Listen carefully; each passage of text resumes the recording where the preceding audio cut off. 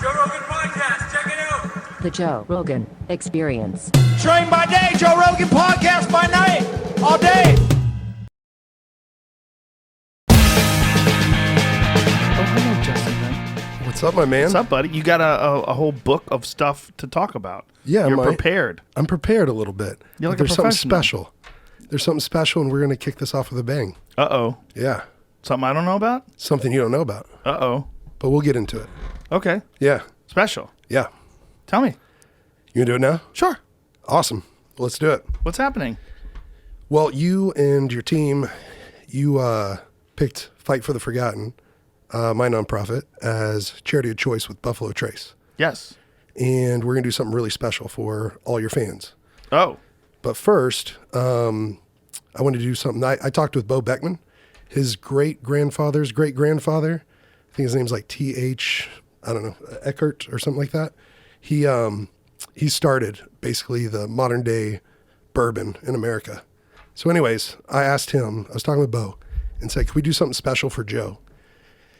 And he was like, yeah, what are you thinking? And so I talked with my buddy Ryan, who's the vice president of our board, and we thought about it, and we were like, what if we could get a barrel from Buffalo Trace, and we could give it to Joe? And Jesus. we thought we'd do a sample tasting for you, and you get to pick a single barrel select. Basically, I guess, I'm not a whiskey connoisseur, but basically you're about to be able to do a wine, or not wine, but whiskey tasting. Really? And you're going to be able to pick out your own Buffalo Trace barrel that doesn't taste like any of the rest. What I didn't know about barrels of whiskey is that, what is it? They come from like 70 to 90-year-old trees, and then each one of them starts off as kind of like this moonshine look, and it's clear when they put it in the barrels. But then the taste of whiskey comes from like 67% of the taste comes from the barrel itself. Really? Yeah, but the trees are all different trees, right? So those things, I think they call them staves or something. It's like 28 to 35 of those things that make the barrel, but they come from all these different wood trees. slats? Yeah, the Yeah. wood slats. And so they all taste different, every barrel, whenever it's a single select barrel. So I guess like what they do at Buffalo Trace is they take a bunch of those barrels and they put them all in there together so it has one consistent taste. But whenever you just take one barrel, it's always a unique flavor. Okay. So we got a few of them for you to try. Goddamn whiskey nerds. I'm not a whiskey nerd, but here we go. Here's going to be sample one. Oh, I need you to put that Jesus. maybe to the left or right. Do I have to And test then- these? Yeah. Well, here's the idea. Looks like I'm going to get hammered again. Need glasses? Do you? We think got them right here. Oh, he's got I them. figured. I got them right here. I talked to Bo. There has Bo to helped be us something out. else. So, do you like yours with water in it or no? No. What am I, girl? Well, this is the What is that? idea, or this is how we wanted to say thank you. Is you get put to it pick in your a own. little thing. Yep. Here's a glass. Oh, this is hilarious. But This this is is why so we're doing nerdy. it. It's nerdy, sure.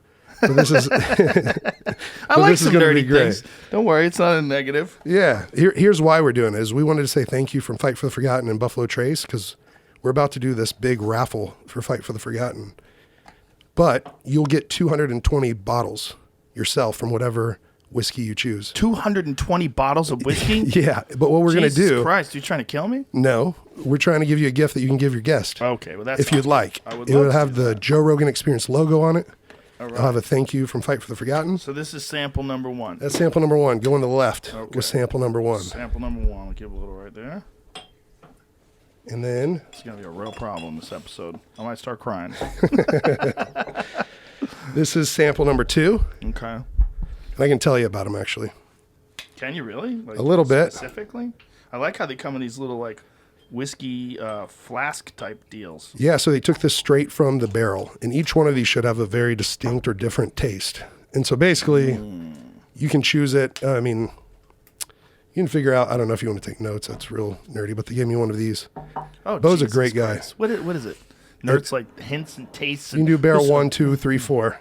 No. How are you going to remember? Well, then we'll do this right here. By But the time I get to barrel 3, it's just guesswork. I did a pot tasting thing once. It was pot tasting? Cannabis? Yeah. It was a cannabis cup. I was one of the judges. It was ridiculous. I was obliterated by the time I got to like the third or fourth choice. I had no idea where I was. I'm like, I couldn't feel my legs. All right, So let's try number one. sample number 1 is 7 years and 9 months old. Okay. Came from warehouse L4 on the 4th floor. Tastes good. Tastes good? Very good. So now like it. you would have to choose if you Buffalo want this Trace. They make a damn good whiskey. Yeah, they do. All right. They've been so good to us. That's number 1. Now I'll try number 2. I feel like such a dork. I'm smelling it and shit. Like, you know, I do that at wine. Like, if I buy a glass of wine at a restaurant, they pour it for you and they let you smell it. I don't know what the fuck I'm doing. I pretend. You would know. There's this. I've asked that too because I used to serve it. I'd be like, why are people doing this? This seems so dumb. No one's Yeah. ever given one back. On a rare occasion, you have to send one back because like something's. Oh, fucked one up time with I it. did have to Yeah. send the glass back. Yeah. Buy the glass because I think they had it open too long. I was like, I'm just sorry. I never do this. But I go, this tastes like vinegar. It was terrible. Yeah. It Yeah. can rarely happen, but you kind But of. I think that was at a place where the bottle was just sitting around be. for like a couple weeks or something, and nobody had ordered it. There we go. Number 2. Number 2. This one is 8 years, 3 months old. It's very good too. Which one do you like between the two? Do you know? They're both really good. I don't know. Yeah. They do make good fucking whiskey. Like you can taste the difference. Like some people are like, how do you tell? What's the difference? So this is how Bo said it. All you got to do is, like, if you have 4 pancakes in front of you, keep it simple. Which pancake do you like the best? Fucking pancakes. It was 3. Yep. 3's got a nice taste. That's a little unusual. Where's it rank? 3 is 8 years, 2 months old. So is 3 the oldest? Actually, 2 is the oldest so far. 8 years, Really? 3 months. 2 and 3 are my favorites. 2 and 3. Fuck one. But it's guessing. If you gave me 1 and said it was 3, I'd be like, amazing. I have good taste. Too young. So you could see if one has more character, like a bolder flavor, one that you think your friends would enjoy more that don't know much about whiskey. They're all the same. They're all the same? I'm lying. I'm lying to these people. I can't tell the difference. They're all great. I They're all think great? 3 was slightly different. 3 was slightly different. Do you But need they to all three taste and like 2 again? really good whiskey. Do You I liked- need to taste you liked 3 3 and 2. again? All right, Go back Jesus to 2. Christ. Here we go. We're going to do 2 and 3. 2 I and 3. narrowed it down to 2 and 3. But that's just like, if you gave me a bottle of 1 and told me it was 3, I'd be like, perfect. I really wouldn't know. Okay. I'm just lying.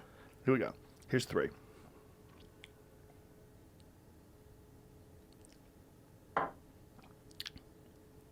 It's real good. All right, here's 2.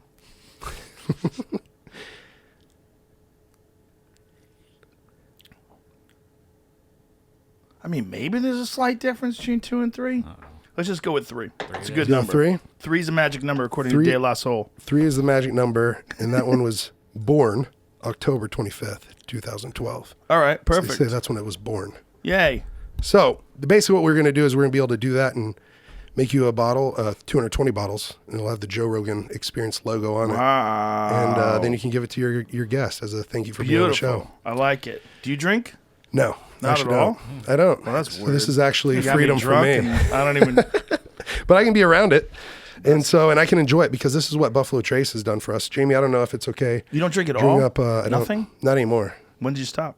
When I was 23. So I'm 33. Did we talk So about this? basically- We have talked about this. We've talked about it. Yeah. I'm going to talk about it a little more.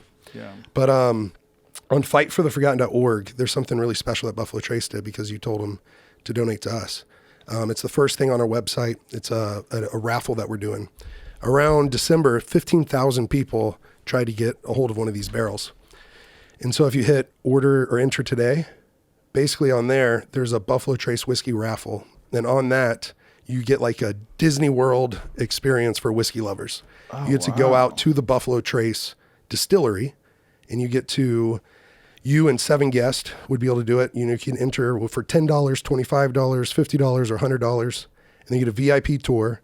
Bo's going to do it himself. His great-grandfather is the one that basically modernized bourbon drinking today. And then you get to stay at the lodge that they have there. And then I'm going to go up there and visit them. And we're going to go around all the different warehouses. And they can taste literally straight from the barrel. And then at the end, they could either buy a barrel for themselves and have 220 bottles, or we're trying to find a donor. Maybe my friend Ryan Llewellyn, who's a whiskey connoisseur, he might go ahead and buy it on their behalf, and they'll get 220 bottles themselves. And so That's so much to give someone. yeah, You're but they just get to pick asking for it. trouble. Well, actually, they said that they could resell it to any like local store. Any store is probably going to buy it. Oh yeah, for sure. And so they'll make a profit off of it. But do you know this company's older than the United States? wow. Buffalo Trace is from 1773. Wow. Yeah, they're 3 years older than the United States. That's wild. That's wild. That's wild. That's a long-standing company. Yeah. Wow. So our goal on that is to raise $100,000. Bo really thinks we can do it.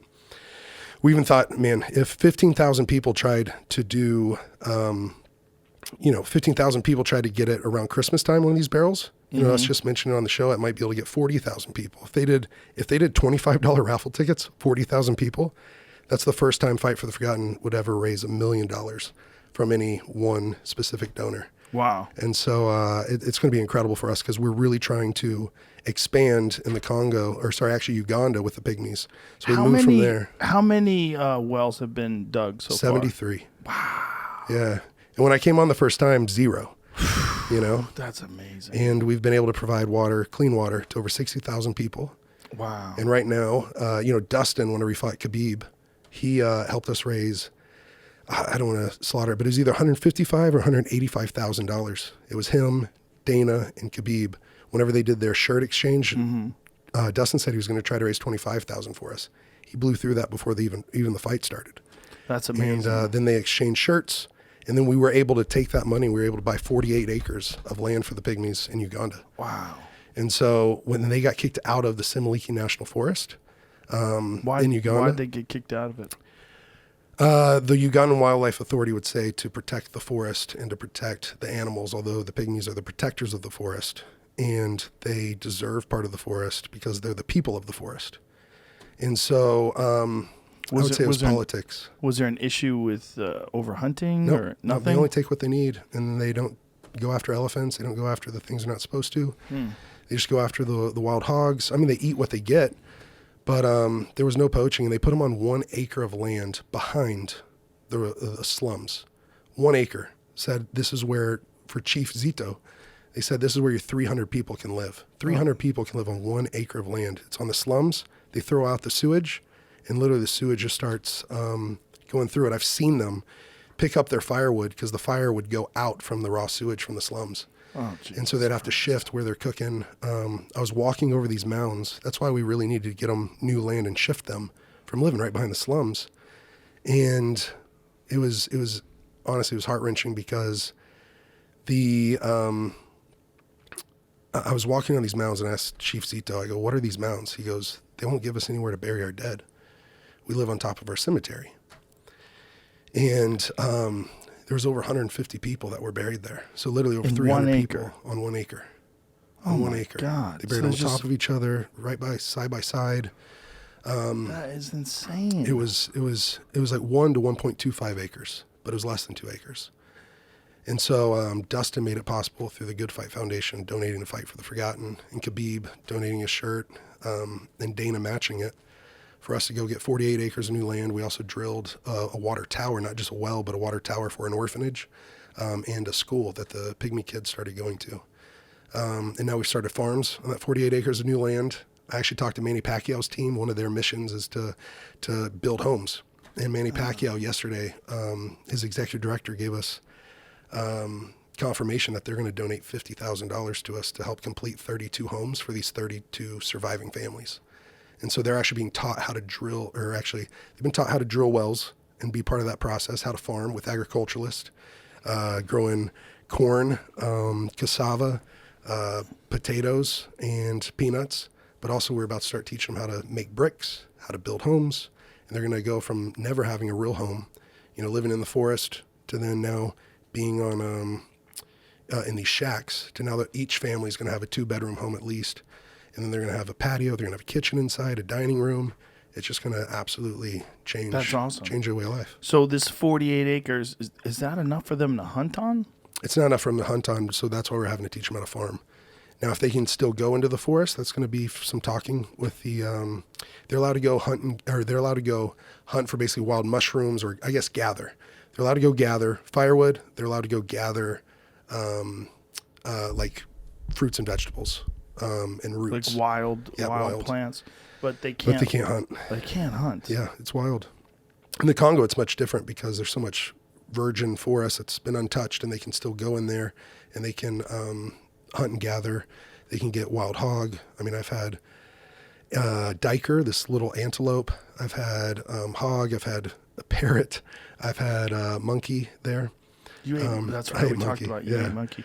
So- There's an amazing documentary from the BBC on the Congo, and one of the things that it covers is the diker, and that the diker actually swims underwater, and I didn't know that. yeah, they swim under the water and they eat fish.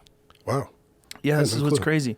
What the documentary was discussing was how rapid it was that these grasslands turned into rainforests. Apparently, it was a very drastic climate shift, and a lot of these plains animals got stuck in the Congo. It's pretty wild because you can see like is these wild. these like herds. I guess they would be herds like Yeah. of antelope running through the swamp. They're like just trampling through this, like all these animals you would normally see like in these little grassy plains.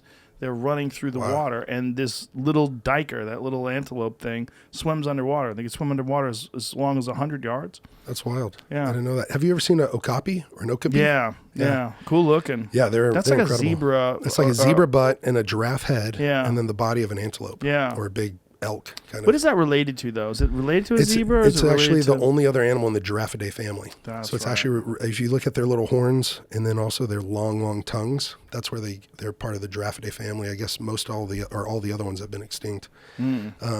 But I've actually had a wild poacher. Yeah, I had a poacher try to sell me its meat when it was fresh, and then he came back and tried to sell me its pelt. And those things are endangered. There's only like a couple hundred of them or something like that. Oh, or maybe really? 2,000 max in the world. And they're only right there in Mombasa rainforest, in the Ituri rainforest.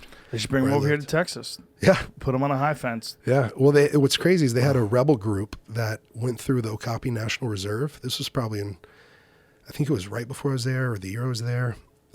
This was like 2013 or 14, maybe 2012. But I believe it was the Mai Mai that went through there, and they just started slaughtering these Okapi at the Okapi National Reserve. So they got pushed out of where they were doing their illegal gold mining. They like taken over this gold mine. They slaughter them for food, or No, they just slaughtered them on Minas when they were fleeing.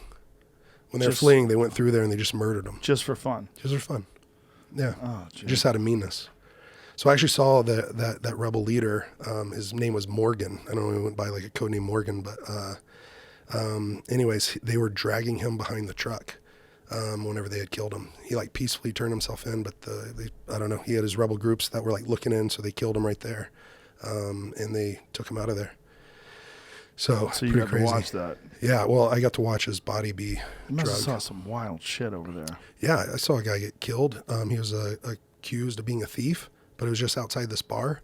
And normally at night, everything they like boarded up. Basically, like if you think about an old Wild Wild West thing, and they board it all up, shut it down whenever sunset comes. That's the same thing there in the rainforest. Because if a rebel group comes through, you want to already be prepared. You don't want to be out after dark. And so, but there was this bar that was kind of staying open, and these guys were drunk, and they accused the guy of being a thief, and everyone thought he was a thief, and so mob justice happened, and they literally just jumped him, and they beat him to death. And I tried to get in there, and one of our well drillers grabbed me and said, no. If you go over there, they're going to turn on you. And so it turns out those guys were just drunk. They accused the guy of being a thief. They didn't like the guy. They had like some feud with him. They just accused him of being a thief, and he got killed. And the next day when I came by in the morning, he was in basically like not a gutter, but a ditch, and he was bent up like a pretzel. I mean, it was awful. It was terrible seeing him. And They his still body thought was he just a thief. laying there? Yeah. No one did anything with No one it? did anything. I mean, eventually they did. The family would have to come get him, but no one's going to come get him in the dark whenever rebel groups and things are somewhat in the area. You know, you never know when they can come through the town. It's just like a Blood Diamond movie, something like that, where they'll drive through with the trucks and have the guys with the machine guns in the back, and it's pretty crazy. You know, there's a thing that happens when people go to really crazy environments. They leave, and then they have this bizarre desire to go back, to experience the thrill of the fear and the danger again. You know, people talk about that with war. You know, that's the part of the show, the movie The Hurt Locker was about. I haven't seen that yet. It's about a guy who he's a veteran, but he kind of gets addicted to or they imply. If I believe Jamie, that's what it was about, right? It's like the guy was addicted to like the thrill of disarming bombs.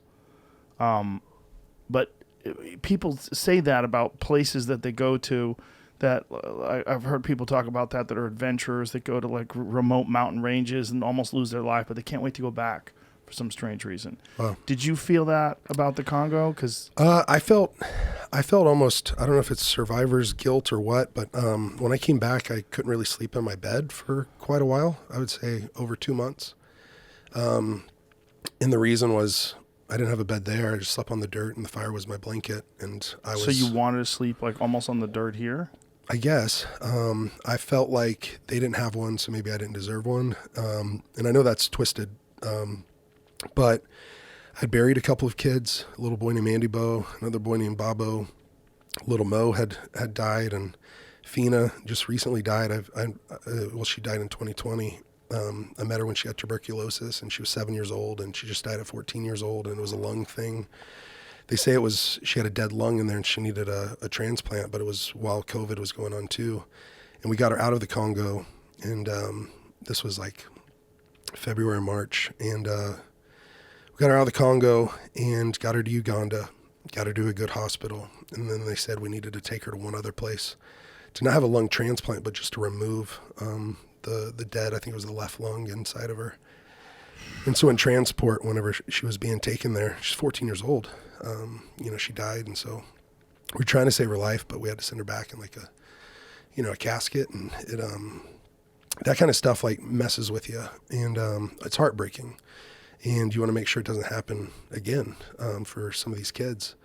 And so I think I've been to at least 5 funerals of children under the age of 5 years old, and so that kind of hard stuff. I mean, I've been told by Dr. Daniel Amen and some other people that I have PTSD from some of this stuff, taking rape victims to the hospital right after they've been gang raped, like tied to a tree and gang raped. And when that kind of stuff happens, it's very brutal on the women mentally, but also physically. Sometimes they need surgeries to try to help them be normal again. Not to get too graphic, but there's a guy that won a Nobel Peace Prize. He actually passed away now, but he's from the Congo. He's from Goma, and he was like revolutionary or innovative in that surgery, like repairing women's and giving them a normal life again so they can stay clean and be hygienic and things like that. So it's been a lot. And honestly, man, I was hoping to come in on this podcast and be, more real and more raw. I mean, I feel like I'm normally a pretty transparent dude on here, and as while I'm going through life, but 2020 was actually the hardest year of my life. The first 6 months was the toughest 6 months of my life. And then the last 6 months, even now, has been the best of my life, which has been an incredible turnaround. But man, I think this year, 2021, my goal is healing and kind of healing from the inside out. I've been doing that physically from a lot of stuff that I've gotten there. But I've been trying to do it like emotionally or mentally and just mind and heart healing. But it's been quite a journey. In March, I would say that from 23 when I stopped drinking. And what's cool about this moment for me is like, I'm not just, been sober, sitting in defeat, maybe in these meetings where I don't have a hopeful life or a great life to live. Not that those meetings can be great, but sometimes you see some old timers and they're not like living in victory, or they're not walking free. They're sitting in defeat. And so like for me to be able to sit here with you and let you, taste some of the greatest whiskey there is.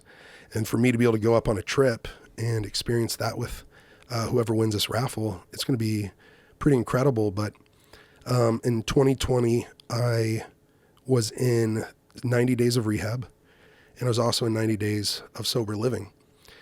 And so I'd relapsed, and it was mainly to oxy, but also weed and some other things. Did you get injured? Were you? Well, I had a shoulder surgery. Is that when you started taking oxys? No.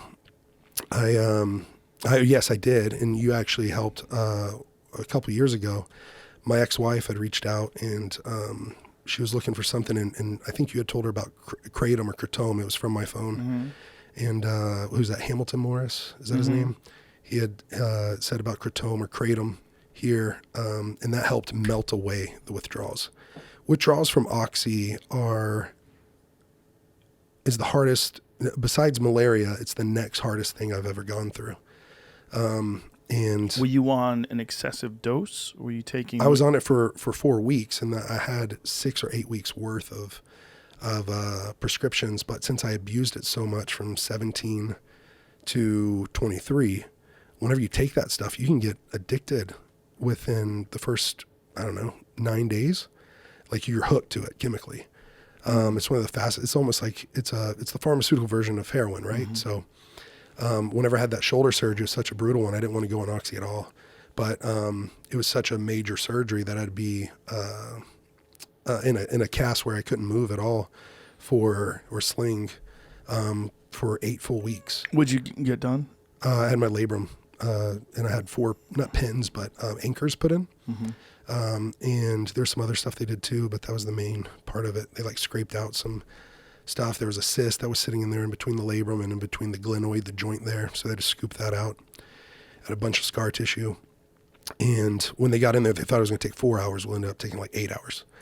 And I'm grateful that surgeon helped save my shoulder. He's actually sits on my board as the chairman on my board. Now I Fight for the Forgotten.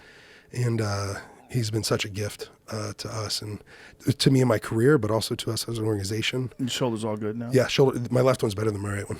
Really? Really. The shoulder labrums are a weird one, right? Because it's a cartilage, and it's like it doesn't get a good blood supply. Right. They say labrum surgery for people when they get to a certain age, it's like basically useless. Right.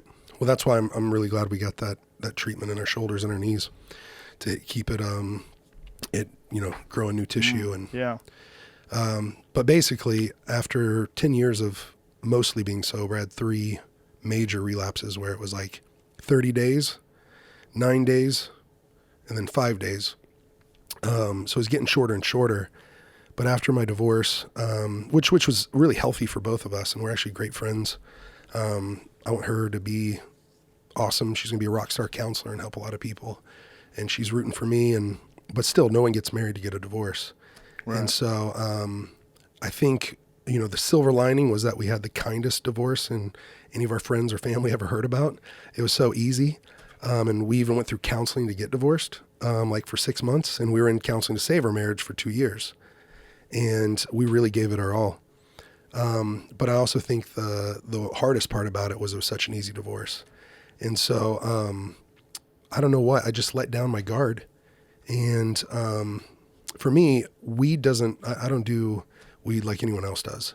Like if I get a pound, that will be gone in 2 or 3 weeks.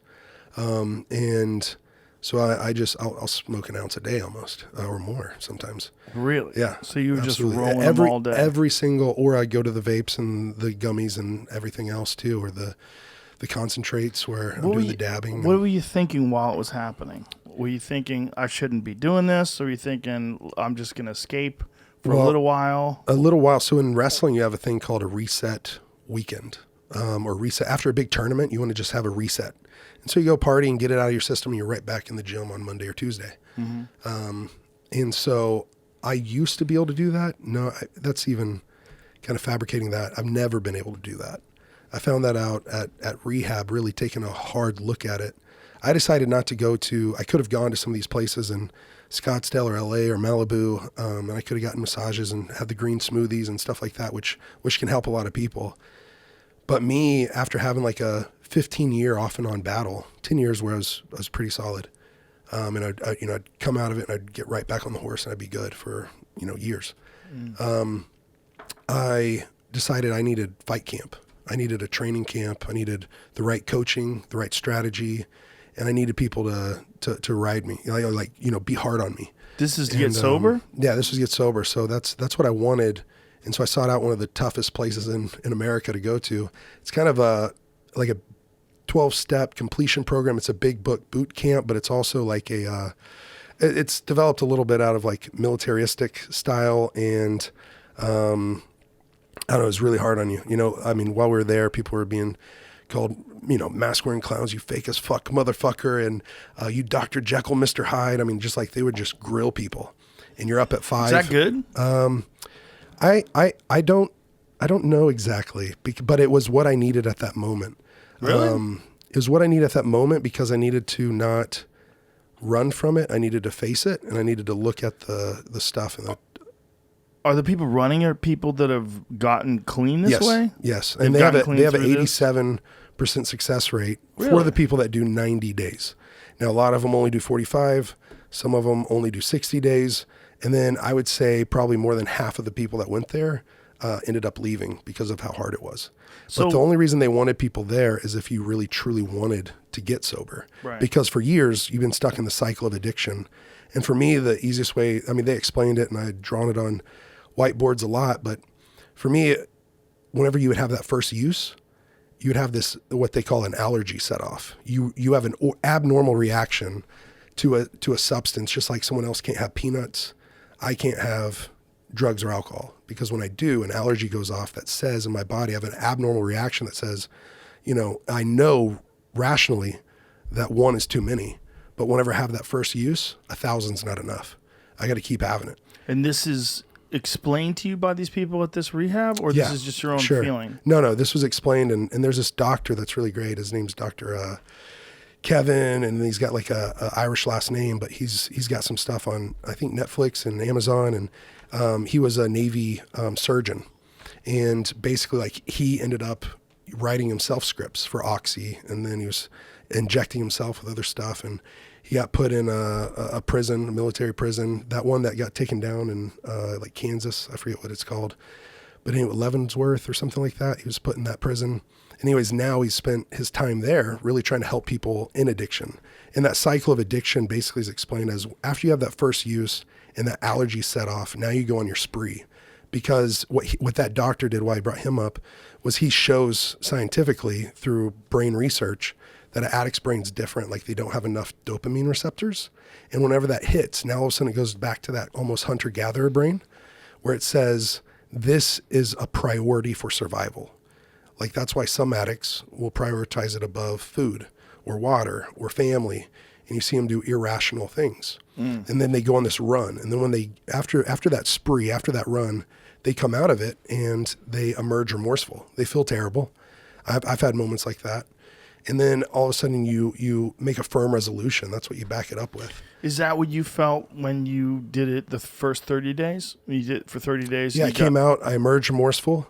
And then I promised myself, I promised my wife at the time, I promised my family, friends, that this isn't who I want to be. And what they say about an addict is you could hook them up to a lie detector and they absolutely 100% mean it, that they never intend to use again. But then what happens is they back with that firm resolution. I promise this was the last time. All of a sudden you get restless, irritable, and discontented. Well, whenever an addict gets restless, irritable, discontented, I would ask the question, what's the difference between discontent and discontented? Discontent, you might be a little restless, but discontented basically says, well, if discontent is I'm thirsty, discontented is there's not enough water in the whole world to quench this thirst. And so you get in that place where you have this mental obsession. So you have this mental obsession, you get restless, irritable, and discontented, and then you go back to that first use. And then you get stuck in that cycle of addiction again. And that's where I lived for 5 years, from 17 to 23, was I was just looping back and forth. So you'd get sober for a little bit, then go back again? And From 17 to 23, no. I wouldn't get sober hardly at all. I would get sober for my fights, the 8 weeks of fight camp, 10 weeks of fight camp.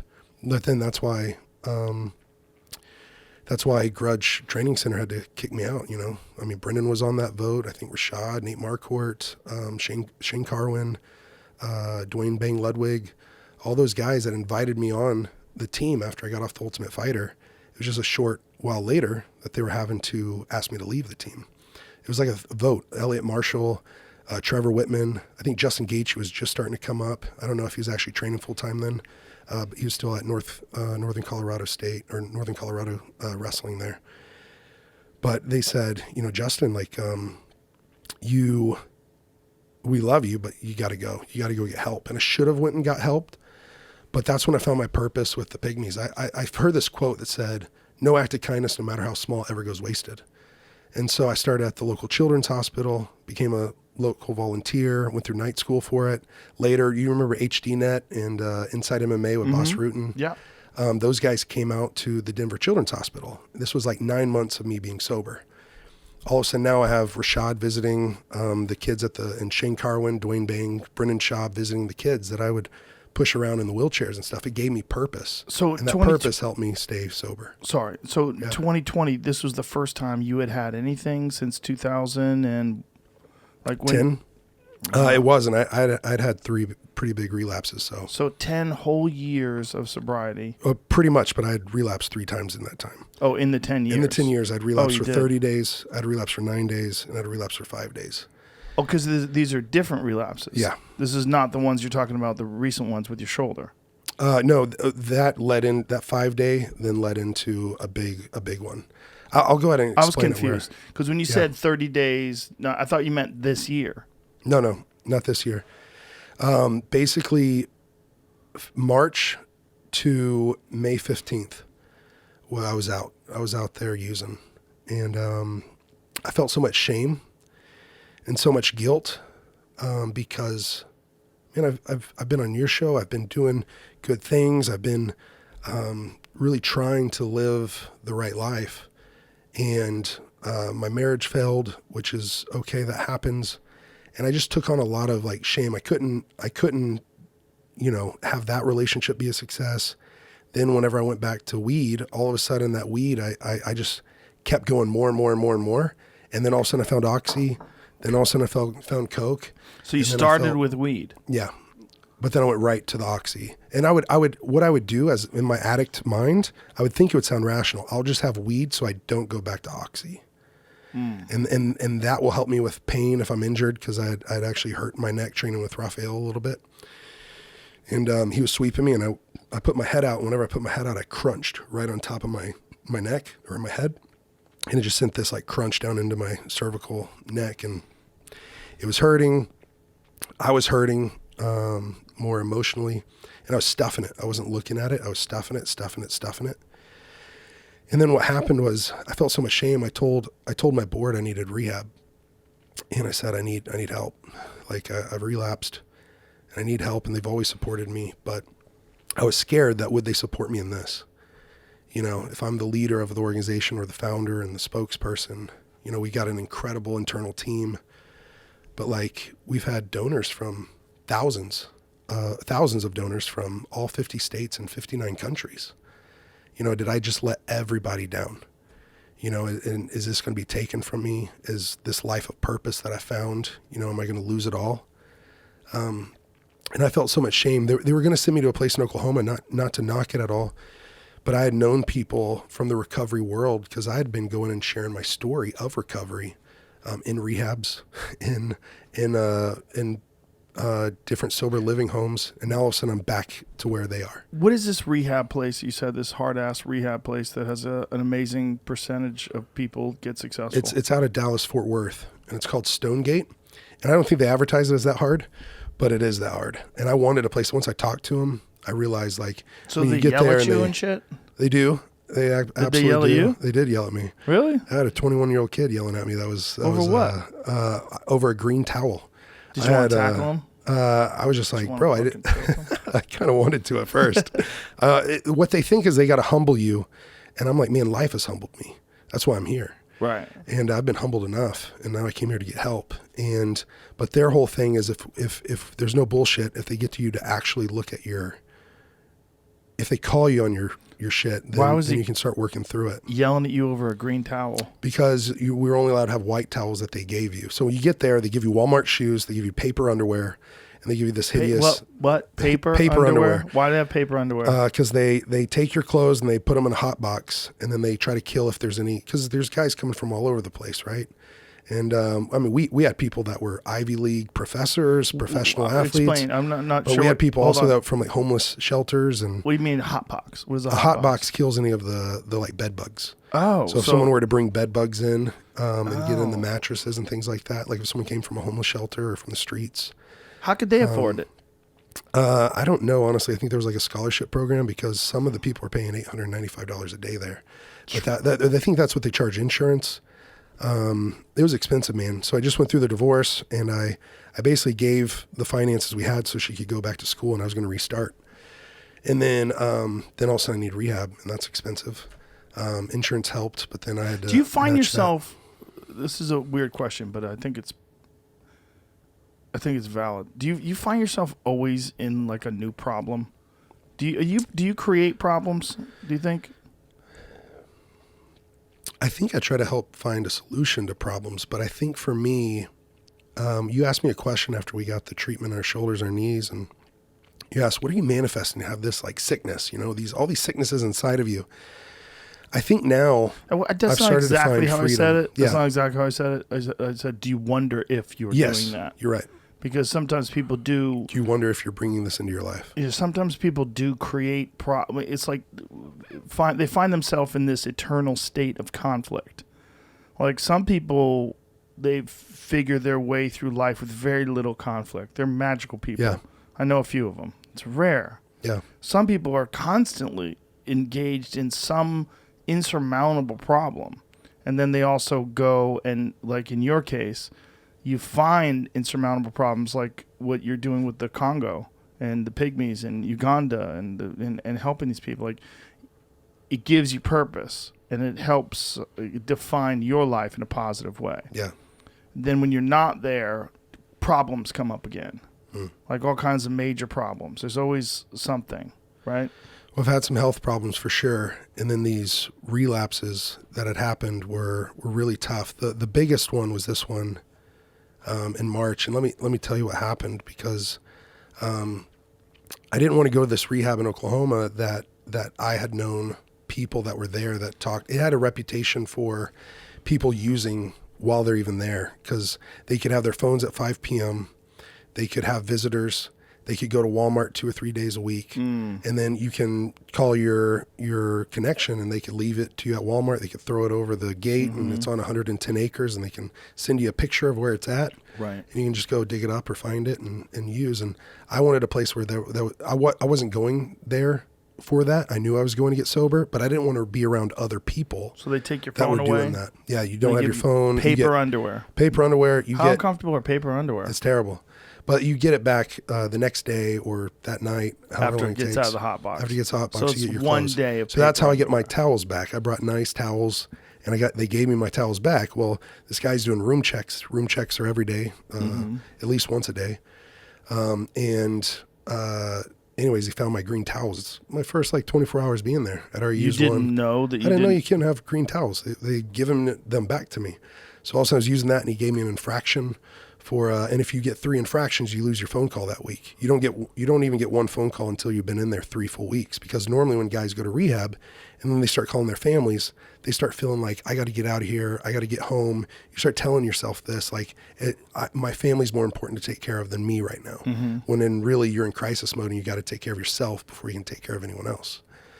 And so I got in 2 infractions for the 2 green towels I had. And I was about to lose my phone call at the 3-week mark. And because if you get 3 infractions in those first 3 weeks, you lose your phone call. And I got 2 for things I didn't even know I couldn't have. What was the other one? No, that was the green towel. He took 1 green towel. He started walking off with it. He looked back and he saw in my cubby that there was another green towel there. So you got 2 infractions Yeah. for the same thing. Right. And so What a dick. So, but I would say that the counselors that were there and the recovery advocates, they're really hard on you, because some of the guys that have left there, if they let them leave, they're overconfident that they've got their problem nicked. Then they can go right back out and relapse and So die. how do they keep you from doing it again? For me, well, they can't. You have to keep yourself from doing it. No one can keep me sober. No therapist, Right. no sponsor. It's Right. got to be me. But what do they do to give you the tools to let you do it yourself? I think you really start to unwind the tangled web of why you use. And for me, it's always been like self-worth. It's been that bullying moment when I was a kid. My record can go right back to the 3 things the kids told me. And so I dressed up for a costume party. I went to my middle school crush's birthday party. I got crushed there because I was dressed up like a Dr. Pepper transformer, 24-pack on my head, 12 packs on my arms. I went all out. Everyone was excited because she loved Transformers, Optimus Prime. I went as Dr. Optimus Pepper. Anyways, I get there, go to the backyard, and when the door opens, I get hit with a couple flashes of light. And it's them taking pictures. I hear the sound of laughter. I see that no one else is dressed up. And my middle school crush said, "I can't believe you thought you were good enough to come to my party." Right next to her, a boy said, "You're worthless." And then my notorious bully from like 3rd to 8th grade said, "You should just kill yourself." And so that leads to basically, whenever I would relapse, I would say to myself, "You're not good enough. You're worthless. Maybe you should just kill yourself." You know, I was suicidal at 13. I didn't kill myself because my mom, I thought, what would this do to her? Do you still go back to that one day? Like that one day when you were a child hurt you so badly. That's still in your mind, almost as like a benchmark for who you are. I did, and that's why I think I've really come to a place of like self-love, seeing myself that like When? I'm needed. Well, the last 6 months. But this is after your UFC career, Right. after your Bellator career, Yeah. all the amazing things you've done with Fight for the Forgotten, all the I times would you've been know to the it. Congo. I would know it, but when I would relapse, I would feel like such a piece of garbage. I would feel like I was a disappointment to myself, but also to everybody else. And that, let me tell you what happened in Mexico. So I end up going, I asked to go to a different place, and they just wanted to get me into rehab as soon as possible, which I really admire and respect. But I knew it was a place that didn't have a good success Mexico? rate. Why Yeah. in Mexico? I got on a plane, and I thought it was pretty symbolic. It was COVID, so everything shut down. And then, man, there's a statistic that was on CNN, and it said that in Japan last month, and I don't know if this was last month in December or November, but in 1 month they had more suicides than all of COVID deaths in Japan in 1 month. Yeah. And it's because all these people are isolated. And I know that when I'm in active addiction, what I do is I isolate, I sedate, I suppress, and I numb out. And there's so many people that are going through this right now, what I went through. And I think COVID was a big part of that, you know, going straight from a divorce to then all of a sudden you're in isolation. Yeah. And then I just decided to use, and then that's all I had to do, and then kept going. And What was the feeling when you decide, when you say, okay, I'm going to use? Like, you make a conscious decision. How do you get the weed? Like, what sets you off? I was just hanging out with two people, and they brought it out, and I was like, you know what, I can do this once and show myself. So this is what that mental obsession is. It'll be different this time. I can use it this time and put it down. See, I know people that are drunks that have figured out that they can smoke weed.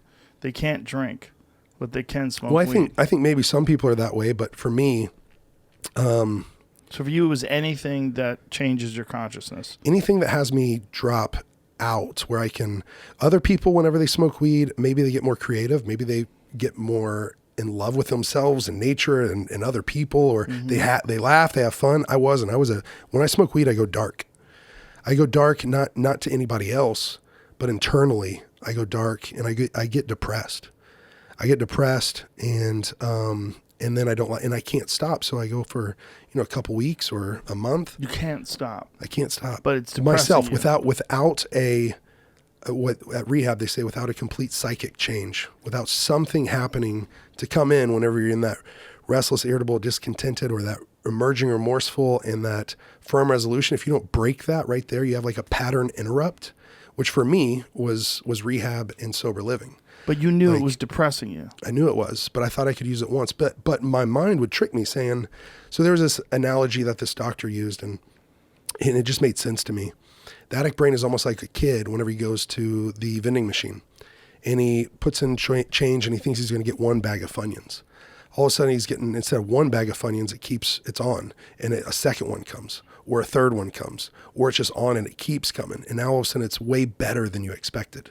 So whenever all of a sudden I have that one hit, all of a sudden it's way better than I expected, because in my brain, like literally biologically or whatever, it's giving me more dopamine because I have limited numbers of dopamine receptors. And so now all of a sudden it gives me that. And so I think I'm happy. But if I really look back from a rational state of mind, I might be happy for a moment, but then all of a sudden that fades and I keep going, and it's with every inhale, or what happens with Oxy. So I get on this plane, I end up going down to Mexico, and I thought I'd just use and come back whenever we found a better place. Honestly, I thought I was going to go to Tulum, and I was going to get in some healing waters, and I was going to get away from my connection there. And I was going to find a rehab place, and then I was going to go come back and go straight to rehab. And then I just got darker and darker and darker. And I feel like, I don't know how to explain suicide to people, except for, some reason I go to this place of seeing the Twin Towers get hit by those planes. And it's the people that are stuck above, they're stuck above the plane, and it's smoldering and smoke's going in there, fire's going in there, and they're looking for a way out. They try to find, they can't go to the elevator. They try to go to the staircase. They look down, it's smoldering black smoke. They can't see. All of a sudden they come to an open window, and no one wants to jump out of the window, but some of those people in 9/11 did. And it's almost like I either choice sucks, but I can stay in the burning building. Like whenever I got snagged by this addiction this last time, I felt like it got to a point to where I'm not going to escape this time. This time it's got me in a stranglehold that I can't get out of. I can't fight it off. I can't tuck my chin. I can't pull the hands down. I can't fight the hands. Like, I'm done.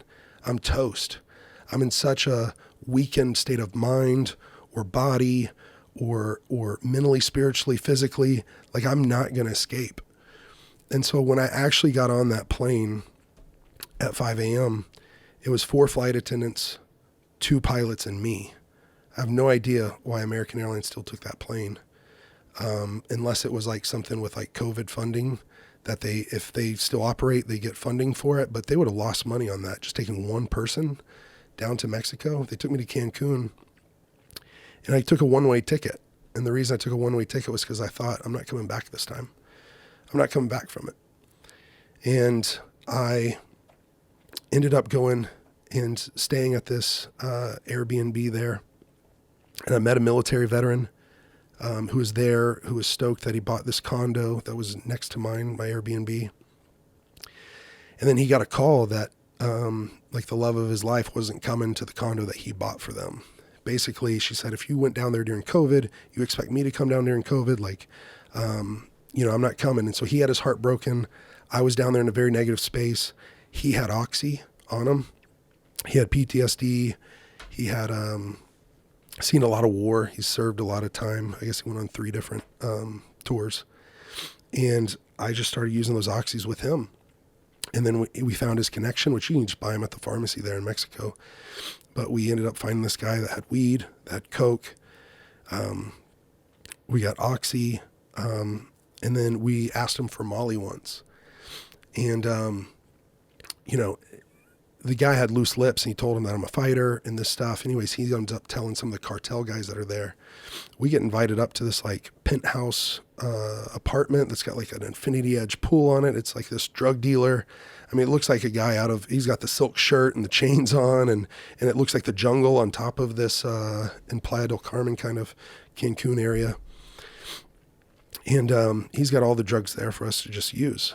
And for coke, it was the best coke I ever had. It made everything numb, both sides of my nostrils. And then I see like people are reaching out. They're trying to get a hold of me. They love me. They know that I've relapsed. And I just feel like I can't come back. I was hanging my head in shame. And honestly, I thought it was so symbolic. Like I didn't want to take a lot of people on this journey with me. And I thought, I'm going here. I'm not coming back. I'm either going to die from the drugs or I'm going to purposely, kill myself. And so I was just in this negative place, like felt defeated in that loop of that you're not good enough, you're worthless, you should just kill yourself. It was just on repeat. I was stuck in this thought all loop. Back to when you were bullied when you were a kid. That's what I feel like I discovered with Dr. Daniel Amen and at rehab and at these places, like uprooting that. These roots went so deep. Do you meditate? I do now. When did you start? I mean, I off and on 10 years, but when I stopped practicing that's when I would relapse. Yeah. And then now I think the greatest thing I discovered at rehab and at sober living was 180 days of daily meditation, prayer, and just like really going inward and like setting my day up to where I'm not in that negative of a place. I haven't had an addiction problem to where I ever found something that I couldn't stop doing, but I feel like I understand myself more when I take time in silence every day, and I just reset my brain. Yeah. Well, I'm surrounded by a tribe now that does that. What I mean by that was getting out of rehab, having those connections of people that are now beating it and staying sober, but also I needed something a little different. Like, I wanted something more tailored towards me and my needs. And like, just to share, like, Aubrey's been so great to me. Aubrey Marcus, I shared with him what had happened, and I saw that he started this Fit for Service, and basically it's a mastermind group of people that want to make their business or whatever their livelihood is, make a difference in the world. Basically, the premise is to be of service, you must be fit for service, not just a rock star in business, or there's actors and athletes and musicians and podcasters and authors and things like that. But it's like, you have to be fit relationally. You have to have a tribe. That's what I found in Congo and in Uganda that I didn't have here, really.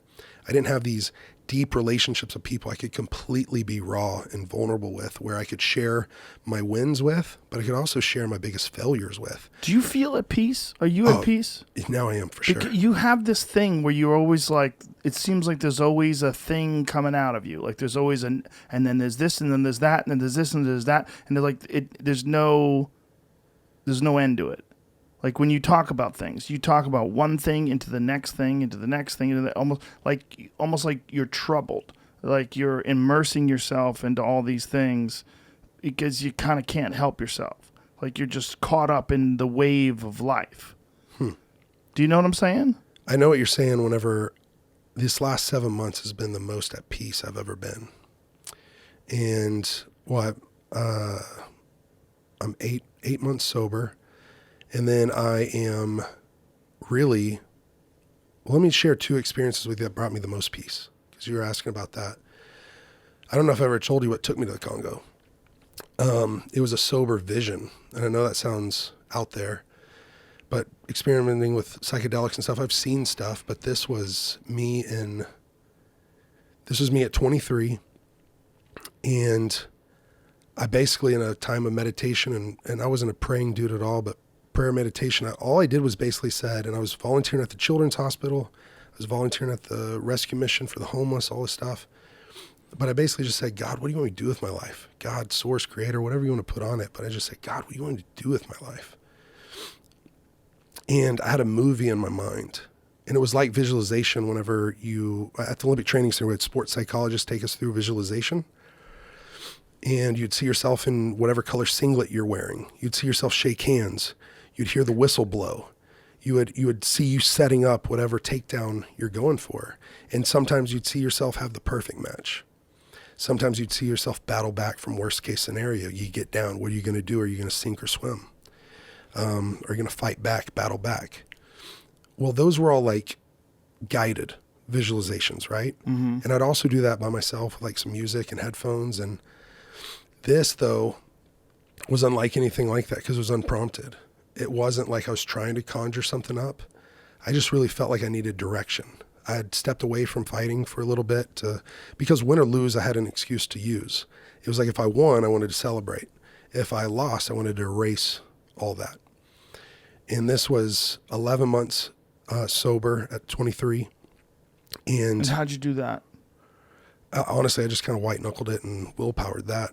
And then I had a great group of people around me. I would say I had this like complete psychic change from almost a spiritual experience that I'm about to share with you, where I say that prayer, God, what do you want me to do with my life? Yeah, I think we talked about this before. Really? And I'm walking down the forest, and I literally I hear drumming, then I hear singing, and I come into a clearing. I don't know if you've told me this on the podcast, but you've definitely told me this. But go ahead, tell me again. Sure. I'm walking down this footpath, and I don't know where I am, and there's vines and thickets that are all around me, and I'm clearing out the vines, and the footpath is barely wider than my foot. And I don't know where I'm going, but I hear drumming, and then I hear singing. I come into a clearing, and I see these leaf huts. And then the first guy I meet has like his ribs kind of poking out, or how would I say, he looked like a skeleton with skin on. I knew that he was hungry, thirsty, poor, sick, oppressed, and enslaved. I just had that knowledge. And this was the most vivid thing I've ever seen that didn't actually happen. It was 10 times, 20 to 100 times more vivid than the visualization drills that I did at the Olympic Training Center with my coaches for fights. Like, it was so real. And I come out of that vision feeling like they were forgotten. And I just knew all this stuff, like they're suffering. And I cried a little puddle of tears. And I had no idea who they are. Not a puddle, but like a little silver dollar size of like tears. And I wept. And I never wept like that for anyone in my life. I know who they were, where they were, anything like that. And 3 days later, I meet this guy named Caleb. And Caleb had done humanitarian mission trips all over the world. And he had lived with the Vanuatu people who, and I thought I was crazy, bro. I literally thought I was crazy. Is this some psychic break?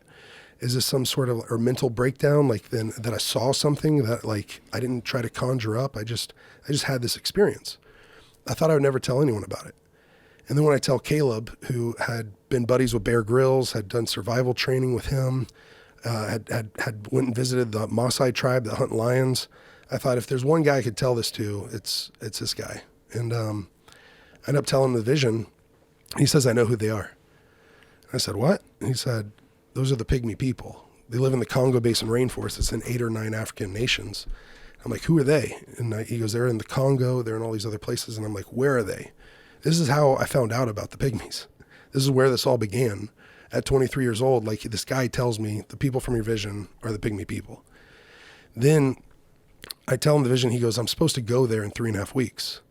This is crazy that we met because I had a team of 3 other people that were going with me, but they're all husbands, they're all fathers. And the State Department, the U.S. State Department just said no Americans go there for any reason. That there's rebel groups that were actually decapitating people and different crazy things. And he said, look, like, come tell my wife this vision. Her name's Jess. And he said, if you come tell Jess, she asked me to cancel the trip, but you tell her this vision.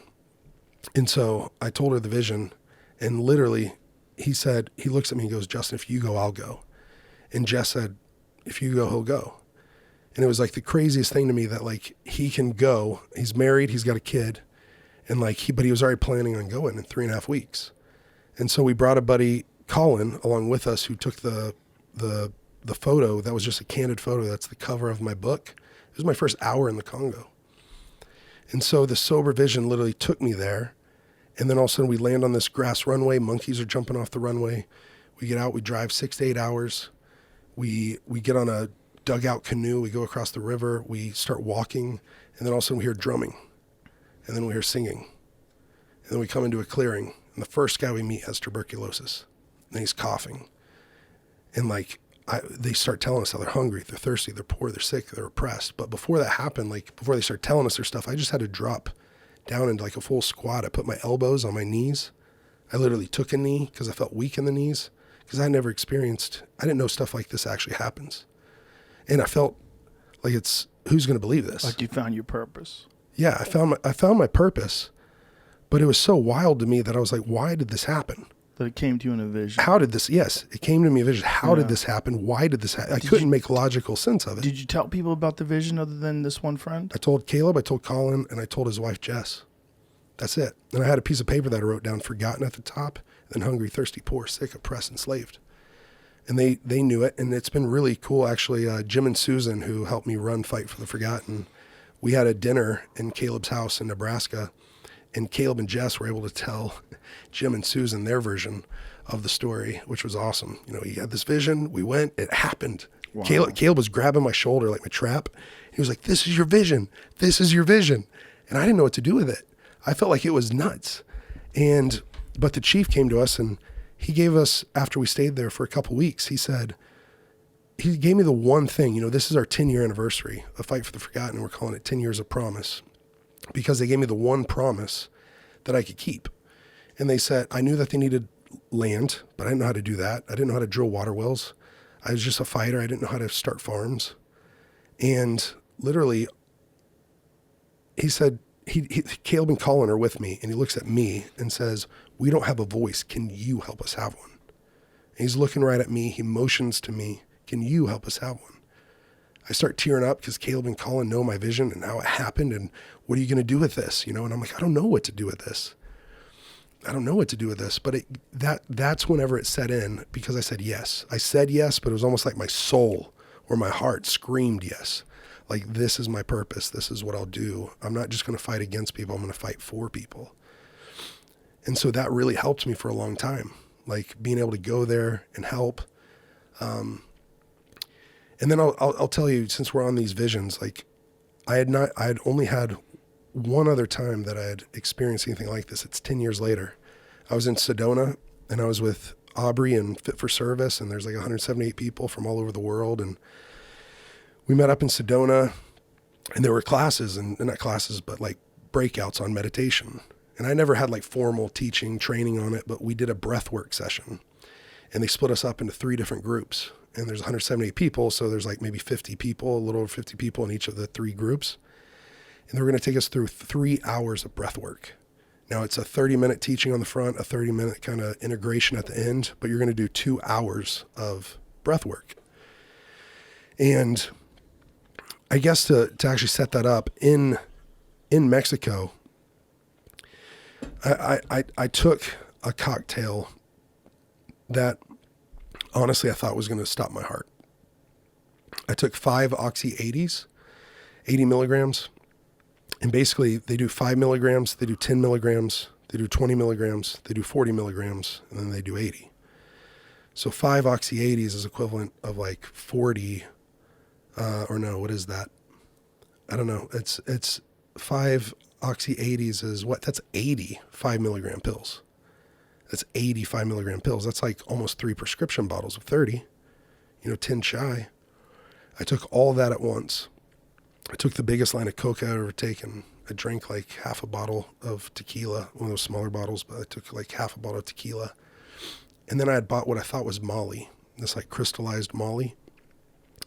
And my motor skills were slowing. This was April 5th. The night of April 5th was the darkest night of my life. Actually, it wasn't the night. It was about noon or 2 p.m. Like April 4th was the darkest night of my life. And then April 5th, when I woke up, I was just like, I was tired. I felt like the addiction had snagged me, that I wasn't going to escape.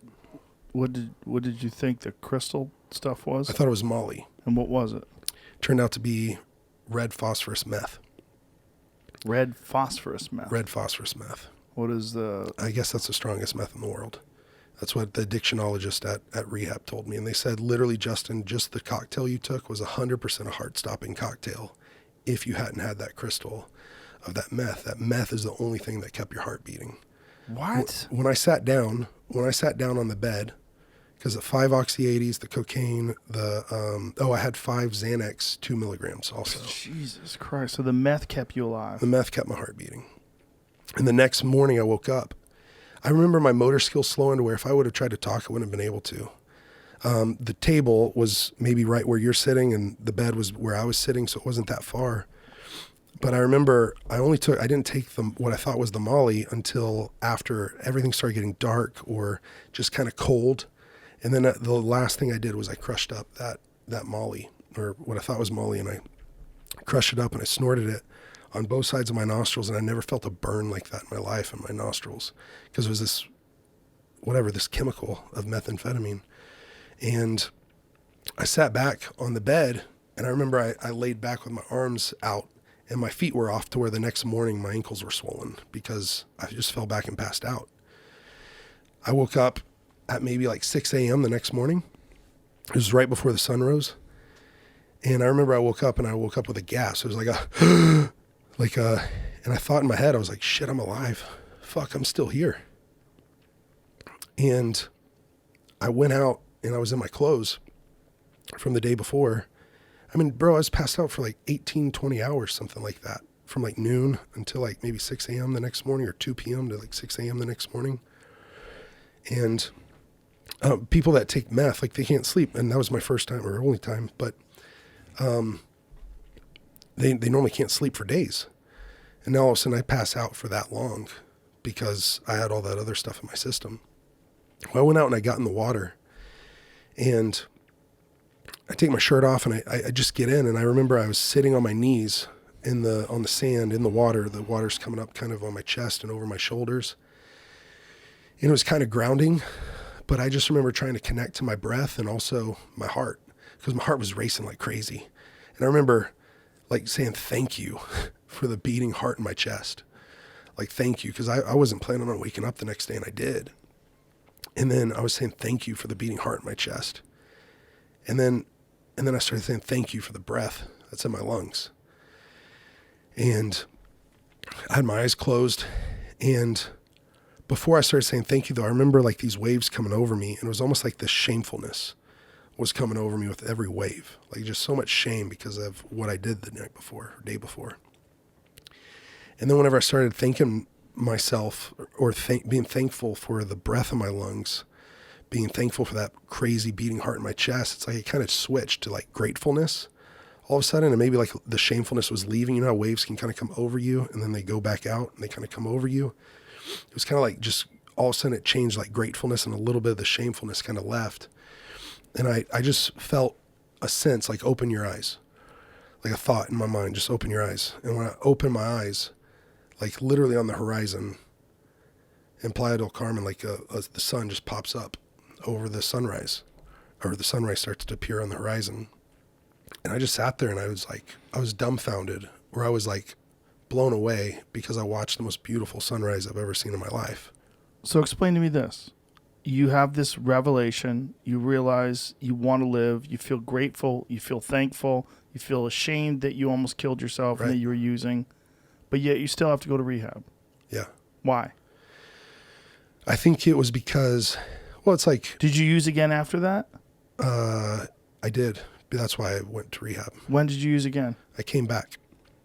And How long later? I came back on, I don't know, a few days after that. And a few days after that, what did you do? I took a flight. I was waiting for flights to come back. So what did you do in terms of drugs? I was smoking weed. I was still taking some of the pills. Like waiting the for Xanax. the flights to come back. Because they were not taking flights because of COVID. They had to consolidate our flight until it was me and one other guy coming back. Mm-hmm. And they postponed our flights for like 3 or 4 days. And so I was using during that time because I was going through withdrawal. You can go through withdrawal quick. I mean, I was using from March 1st or 2nd to then this is like April 6th that I have this revelation that I do need to come back and go to rehab, but I can't stop. And so I need. You were in Mexico for how long? I was only there for like, I don't know, end of March. So I was there like 2 weeks, but I was using the whole time. I was there 2 weeks and I was using the whole time I was there. And so after this revelation, mm-hmm. where you're in the water and you're thankful for your heartbeat, how do you use again? Like what is the thought process? Like if you realize that you want to be alive, and that you are valuable, and that you've just tricked yourself into falling into this trap again, how do you allow yourself to use again? What happens in your mind? Do you remember? I still had some there. Don't let it go to waste. I know that's stupid. That's hilarious. Yeah. Don't let that poison go to waste. Yeah. And then also, I think just the addict mind of like withdrawals suck. Mm-hmm. Whenever you go through oxy withdrawal, like you feel like, I remember the time I was going through withdrawal after surgery, I felt like I was going to shake the mattress off of the bed frame. And but you already knew about Kratom. Yeah, but I didn't have any access to it there in Mexico. You couldn't get Kratom in Mexico? I mean, I guess I could have gone and found it, but I had this, and I was looking for my flights, and I was going back to rehab, and I guess I thought, I'm going to get sober at rehab. Right. I'm going to get sober at rehab. And for me, it's like, it's one thing to like say you want to fight in the UFC, but you got to go to training camp, and you got to get the right skill, the right training. And that's what you felt like rehab was going to give you. Right. Okay. And because I had tried to do it on my own for a long time, and I'd done it well at times, but then I would always go back. And so But you went 10 years. You just had a few... 10 years where I had 3 relapses within that time. Right. 30 days, so I can't say I had 10 years sober. When was the last time, like how long had you been sober for? I mean, I relapsed that 5 days in November of 2019. And then in March of 2020, after the divorce, that's whenever I went all in. And before 2019, how long had it been? Maybe a couple of years. And the time frame was getting shorter and shorter. And so that's what was concerning to me. The time frame in between. Sober, like, but the 5 time or 6 years. frame of the binges were Getting shorter as well. Yeah, you're right. You're a glass half empty guy. No, I'm a glass half full guy. I'm very hopeful. I'm a hope-filled guy. So you will never use again. I will never use oxy, alcohol, marijuana, Xanax, those kind of substances, unless like it's under not even unless it's under the care of a doctor. I am open to. I'm talking with a place called Illuma here in Austin. They do ketamine transfusions, and what they do that for is for addicts. They work with recovery centers, and they work with PTSD, childhood trauma, and they're seeing great things. So I've talked with those doctors. I'm willing to look at that and see if that's the right thing, but I want to do it under care of like actual specialists that have like a doctorate or a degree and proof that this stuff is actually healing addicts or healing PTSD, healing childhood trauma. And that kind Have of you stuff. thought about ibogaine? I have thought about that, and it's in Africa. Well, no, you can get it in Mexico. Well, you can get it there too, but it comes It's from the iboga tree, right, which is in the Africa. Africa, Yeah, in Africa, in the Congo Basin rainforest, oh. where I lived. And the Pygmies do it as a rite of passage for into manhood. But it has a and it great, can- great reputation. for people with heroin and oxy. Yeah, and all alcohol, cigarettes, Right. gambling, even. Yeah, it stops withdrawals. It stops Yeah. not the temptation, but the desire to go back to it. But patterns of the mind are fascinating to me. Yeah, Because, like I said, I don't have a physical addiction problem to like a chemical, but I've had addictions, like particularly games. I have a real problem with video games. I get obsessed with them. rehab said most everyone has some form of addiction within their life. It Yeah. might be to their phone, might be to porn, Yeah, it might be to people, like codependency. Yeah, And it might be to gaming, it might be to TV, it might be to all these things that you can basically sedate. yeah. How can you sedate, numb out?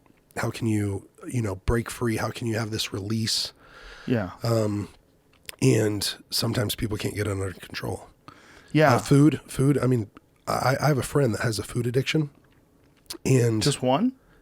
probably a lot, but Yeah, I know. one that talks about it openly. Not the anorexic and bulimic type, but the one that says that food addiction is one of the hardest things because you have to eat.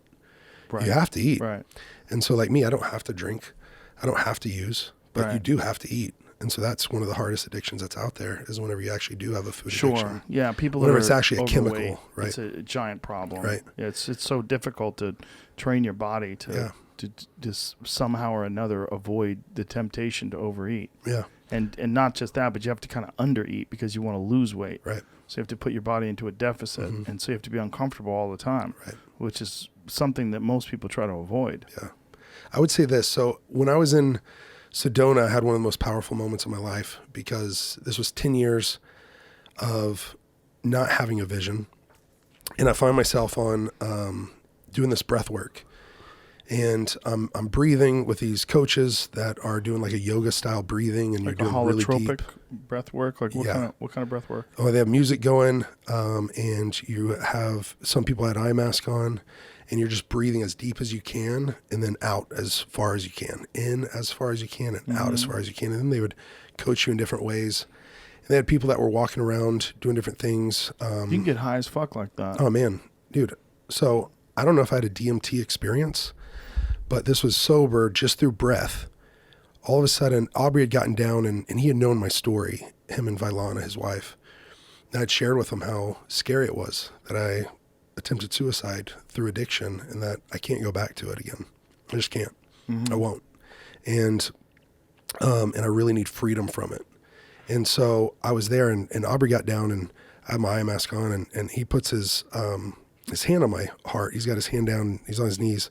He just said, what is this? He just we're in meditative stuff. We have like this priming thing that we've been doing. And he just said, what is this armor over your heart? Why have you not allowed yourself to be fully seen? Would you let that armor fall in your mind's eye? And would you just be you, be real, be open, be honest?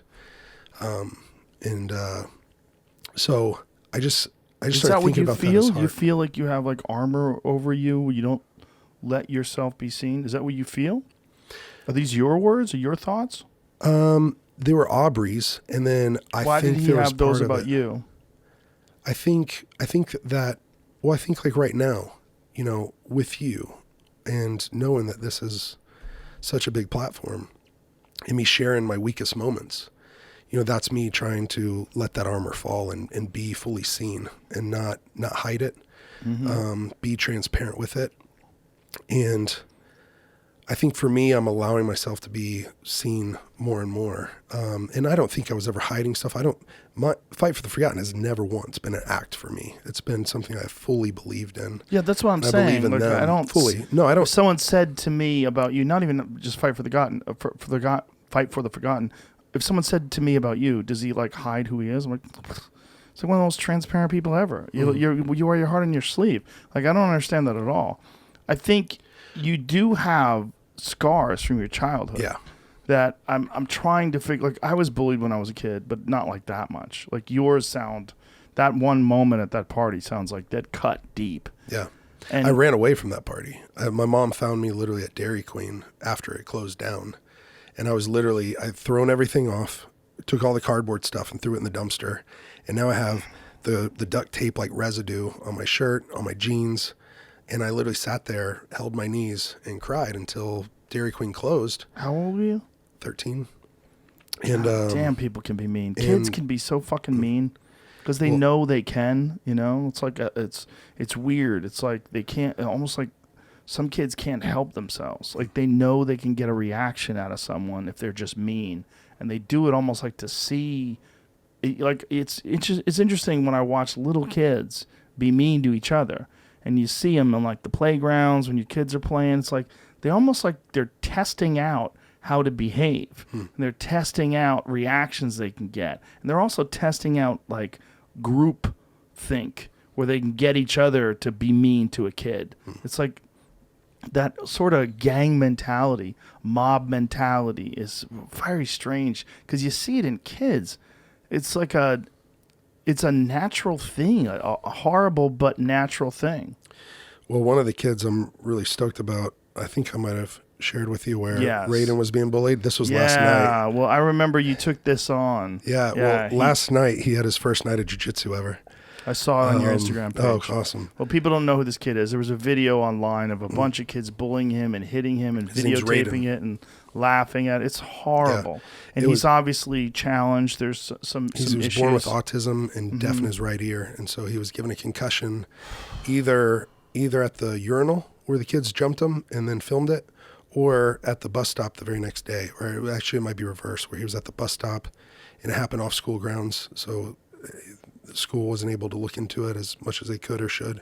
And then the next day was at the urinal. And since it was circulating from inside the school, they were able to help. Those kids that did it to him, man, like watching that, it's like, it's so horrific. Hitting them in the back of the head, kicking them in the stomach. But it's like, how are kids so mean? That's the thing. It's like, what causes kids to be able to do that? Like, how come none of those kids jump in and go, hey, what the fuck are you doing? Like, what is it about bullying and kids? Because it's a weird instinct that some have. And when they get together with one target like Raiden, it's horrible. It's horrible to watch. Like, it makes you lose faith in humans. Yeah. It's like, what is it about humans that makes that even an option? I think hurt people. And when you've been hurt at home, when you've been hurt at school, and whenever someone else will laugh or joke, or when people don't do anything, you can feel powerful or you can feel strong. Whenever people sit by as an innocent bystander, wrongfully thinking they're innocent bystander when actually they're a silent supporter. A lot of times, if you see it or hear it, the kids just don't know that it's, now they're presented with a choice. Am I going to do something or do nothing? And kids don't know that 9 times out of 10 almost, it's like 87% of the time a kid stands up and says one thing, such as like, hey, that's not kind. It actually stops it. Someone will stop whenever they're confronted, whenever it's addressed, whether it's reported or even more so than the authorities that are in place, which kids should go tell teachers and faculty and stuff like that, but they have more power than they know. They can stop it. Yeah. And so it was cool. Like when I was doing that breath work though, I was praying, and this brought me so much peace because it was something that I actually needed for me. I think I used that vision to then just give me a mission to like love people in such a deep and meaningful way for myself. But I don't think I ever allowed myself to love myself because I don't know that I knew it logically, but I didn't let it actually sink in that you have to love yourself before you can love others truly and sustainably. Right. And so how could you not love you? You're such a nice guy. Thanks. Thanks. Like, it doesn't make any sense. I mean, I think know love myself what I'm most saying times. is not. What I'm saying is, like, I know what I'm saying sounds ridiculous, but I don't get how after all the amazing things that you've done, it hasn't changed your opinion of yourself that was cut into you by some 13-year-old kids. Yeah, well, I really feel like I have a lot of freedom from that now, but then I didn't. I'll tell you, this vision was what I think needed to happen. I'm breathing. Aubrey says that, and I just visualize in my head like a human heart and the like armor falling off and hitting the dirt. I don't know why, but that's what I did in that moment. We start breathing, and about 30 minutes goes by probably. And all of a sudden, I'm doing the most meditation I've ever done in my life, the most intense breathing I've ever done in my life. And all of a sudden I start seeing in my mind, like almost as visual as that time I saw myself in the forest. And I start seeing these storm clouds forming, and it's over the ocean. And it's this deep, dark ocean. And I see inside of it, it's almost like perfect storm kind of weather. But the waters were actually kind of smooth. It's just really dark. And then also I see this darkened human heart, like an anatomical heart, like sitting in the water. And I see it starting to sink. And then kind of the vision's underneath the water, and it's starting to sink, and it's headed down towards the bottom of the ocean floor. And as that is getting deeper, I feel like my chest actually kind of like a little bit of compression. I don't know why, but it felt like almost like whenever you're diving underwater. But anyways, it's going deeper, darker, and I just have this knowing that like that was me on April 4th and 5th. Like my heart was going down. It was dark and dangerous, diseased. It was like, it was desperate. It was drowning. It was dying. And someone walked by, and my head was kind of in the sun a little bit. And they sprinkled this water on me. They kind of spritzed this water on me. And right when that happened, right before the heart hit the bottom of the ocean floor, all of a sudden I see at the top of the water and it's this golden swirl of this water that swims down, and it's almost like it's on a mission. It's trying to get to my heart, and it was right before it hit the ocean floor. This golden, gorgeous, like water swirled around my heart and started resurfacing it. And I knew that was my heart, and it takes it back up, and it So comes when above. you're saying you see a vision, Yeah. are you seeing this? I'm seeing it Are with you my eyes seeing closed. this? Are you seeing this like you're on drugs? Are you seeing this like it's a psychedelic trip? Are you seeing this like you're just imagining it, like closing It's different your than a eyes? psychedelic trip because I have no other sensation. It's just there's just a movie in my mind. Mm-hmm. It's just like the visualization drills, but it was unprompted. It wasn't like I'm trying to see an ocean. It's not like I'm trying to see a heart. So this symbolized in your mind what you needed to do. You needed to figure out how to get yourself healthy, and to get your heart healthy, and to change your perceptions and the way you're behaving in life. Yeah. It comes up to the top of the ocean, and it's this golden, gorgeous water that's swirling around it. All of a sudden it turns into like this flame, and it's like a fire around this human heart. And then all of a sudden it turns into this like white orb. And then all of a sudden it turns into this golden, molten kind of like jeweler's gold. And it turns into this golden heart. And when that happened, I don't know why, but I put my arms up. And one of the facilitators or people helping people breathe and stretch and different things like that, they grab my wrist and they pull my wrist above my head. And I'm on my back, right? And I'm like, I feel like I know it sounds nuts, bro, but I feel like they put like a medicine ball in my hand, but there wasn't. It felt like they put something there. There was actual like weight there. And then I bring it back above my head, and I'm seeing this golden heart. And I feel like there's something inside of my hands, like this energy inside of it. I don't know why, but it was heavy and it was there. And then someone else comes by and they grab my hands and they put my hands over my hands and they sink it right down onto my chest. And whenever they did that, I don't know how to explain it except for it felt like there was this golden honey that was like sinking down into my own heart or into my own chest and my own soul. And it was just like love. And I know it sounds cliche or goofy, but like love's the answer. Like I can't just love everyone else. I have to love myself too. And like this is a season of healing through self-love and meditation, taking time for myself in silence.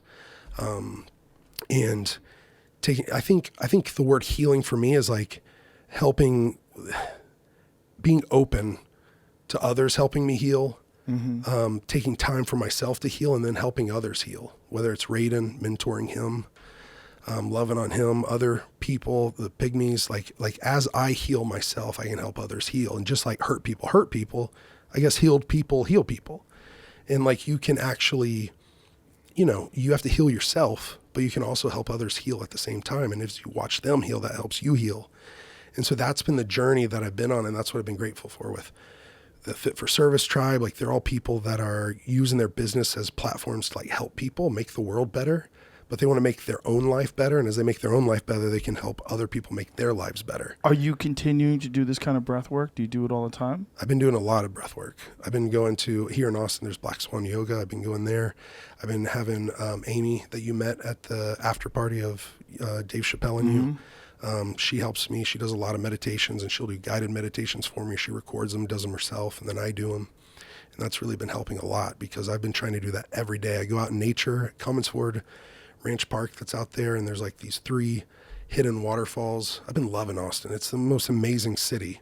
And then it's got nature all through it. We're telling too many people. It's okay.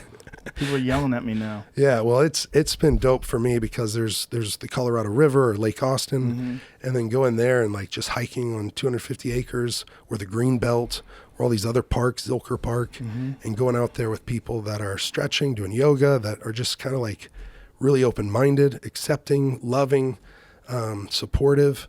It's been wild, man. I've been at Brigham's guest house, and I've been staying there a lot, and there's been people that have literally walked into our yard saying, I heard you moved to town. I want to donate. I'm like, what? This is wild. And for me, part of the healing in my journey is that I felt like if I let anyone know, if I really let anyone know, like this dark side or this addiction that I fell back to or this relapse that I had, and how dark of a spot I got, if they knew, like no one would want to support me, no one would want to support the organization. And then when I went to rehab and I went to sober living, and the board really helped me. The board said, Justin, we've been standing behind you for 10 years now, close to 10 years. Now it's time for us to stand beside you and out in front of you with a shield and protect you. Allow yourself to heal. Allow yourself to do self-development work and get therapy and things like that, a season, a break, a sabbatical for you. Like take this season to really look inward and what do you really want to do? And like I've had this revamping inside of me that's like, no, this is my purpose. And like even our last board meeting was the best board meeting we've ever had, and it was here in Austin. And so you get through the first 6 months. Sorry to interrupt you, but I want to just clarify. Sure. So you have this horrible time, right? And this is what starts off the good time. The Sedona vision after getting out of rehab wasn't all bad. I mean, they rode me real hard. They were having me wake up, there was different rotations, but they really liked me having to get up before everybody else, and that's at 5 a.m.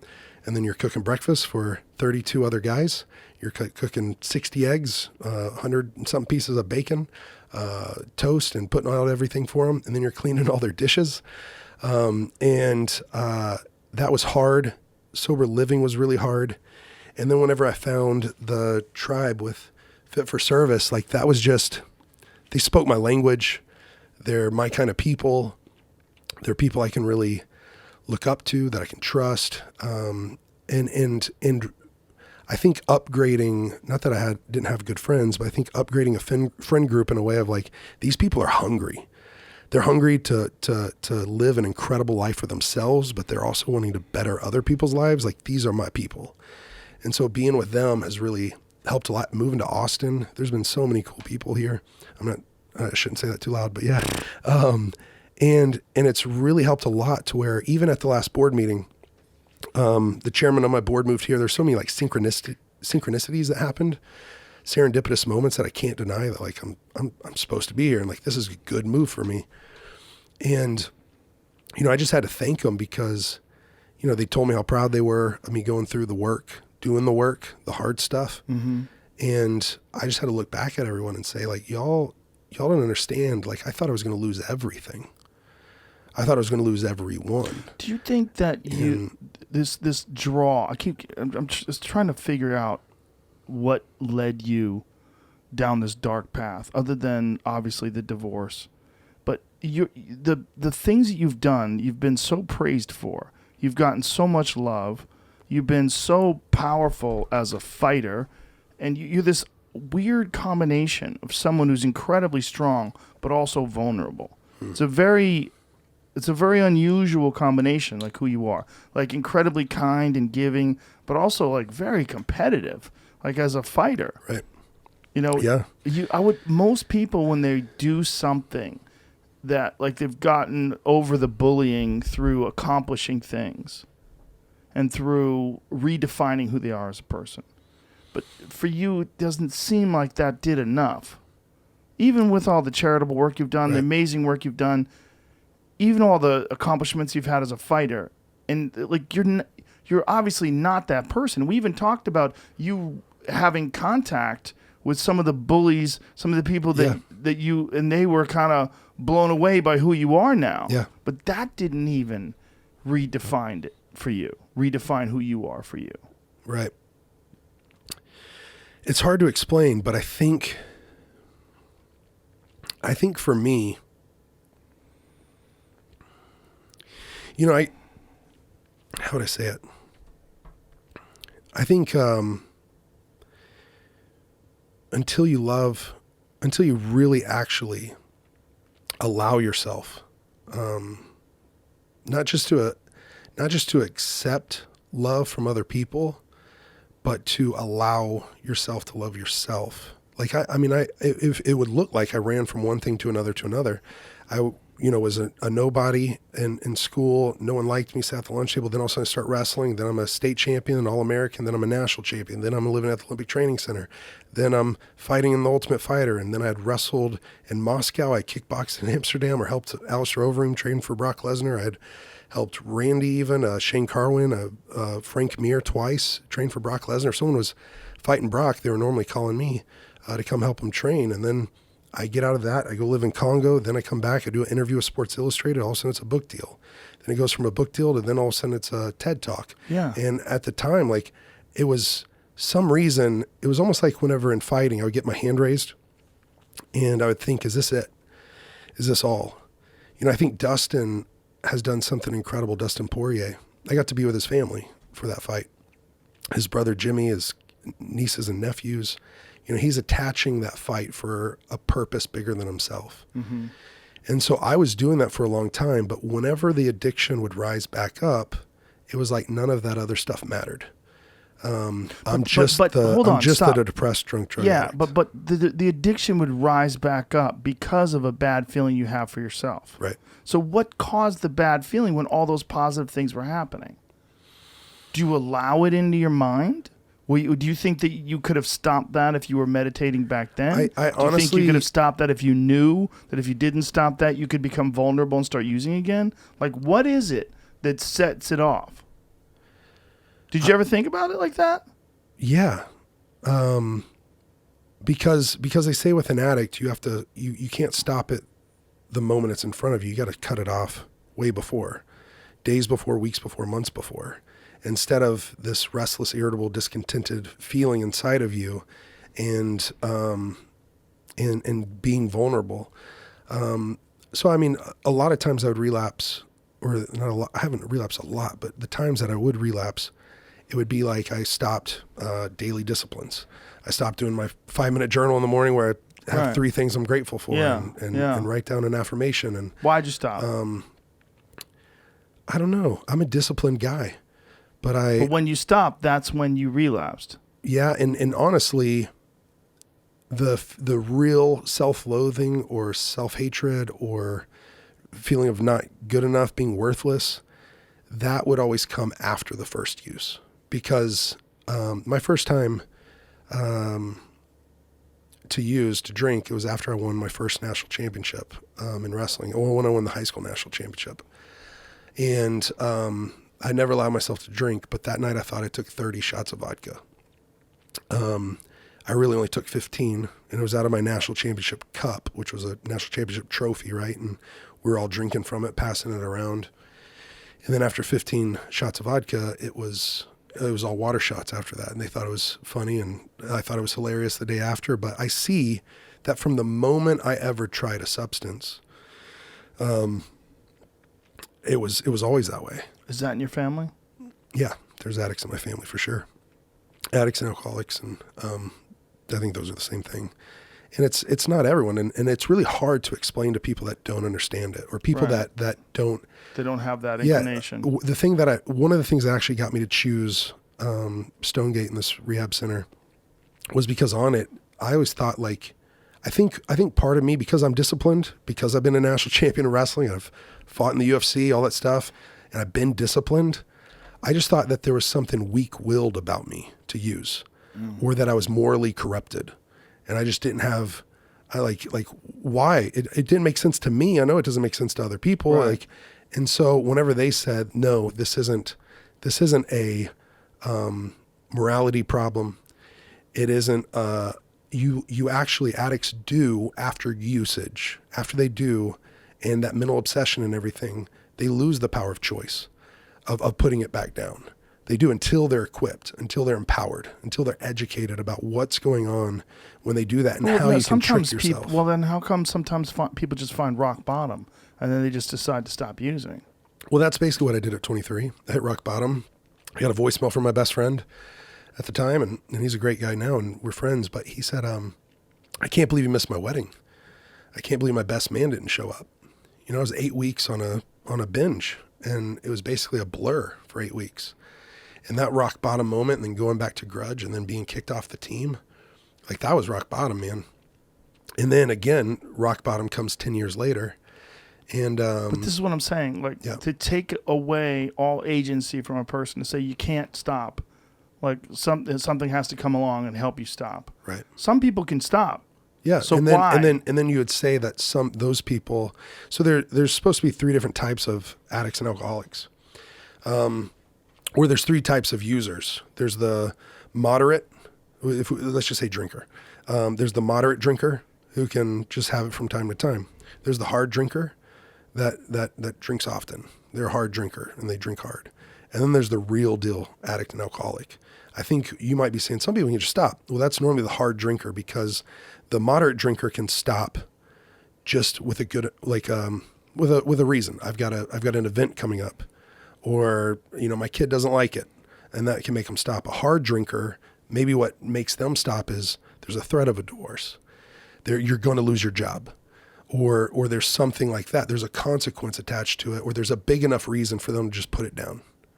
You know, but the real deal addict and alcoholic, they're the one that actually needs help. They're the one that actually needs a support system. I mean, we all need support system. We all need community. We need tribe.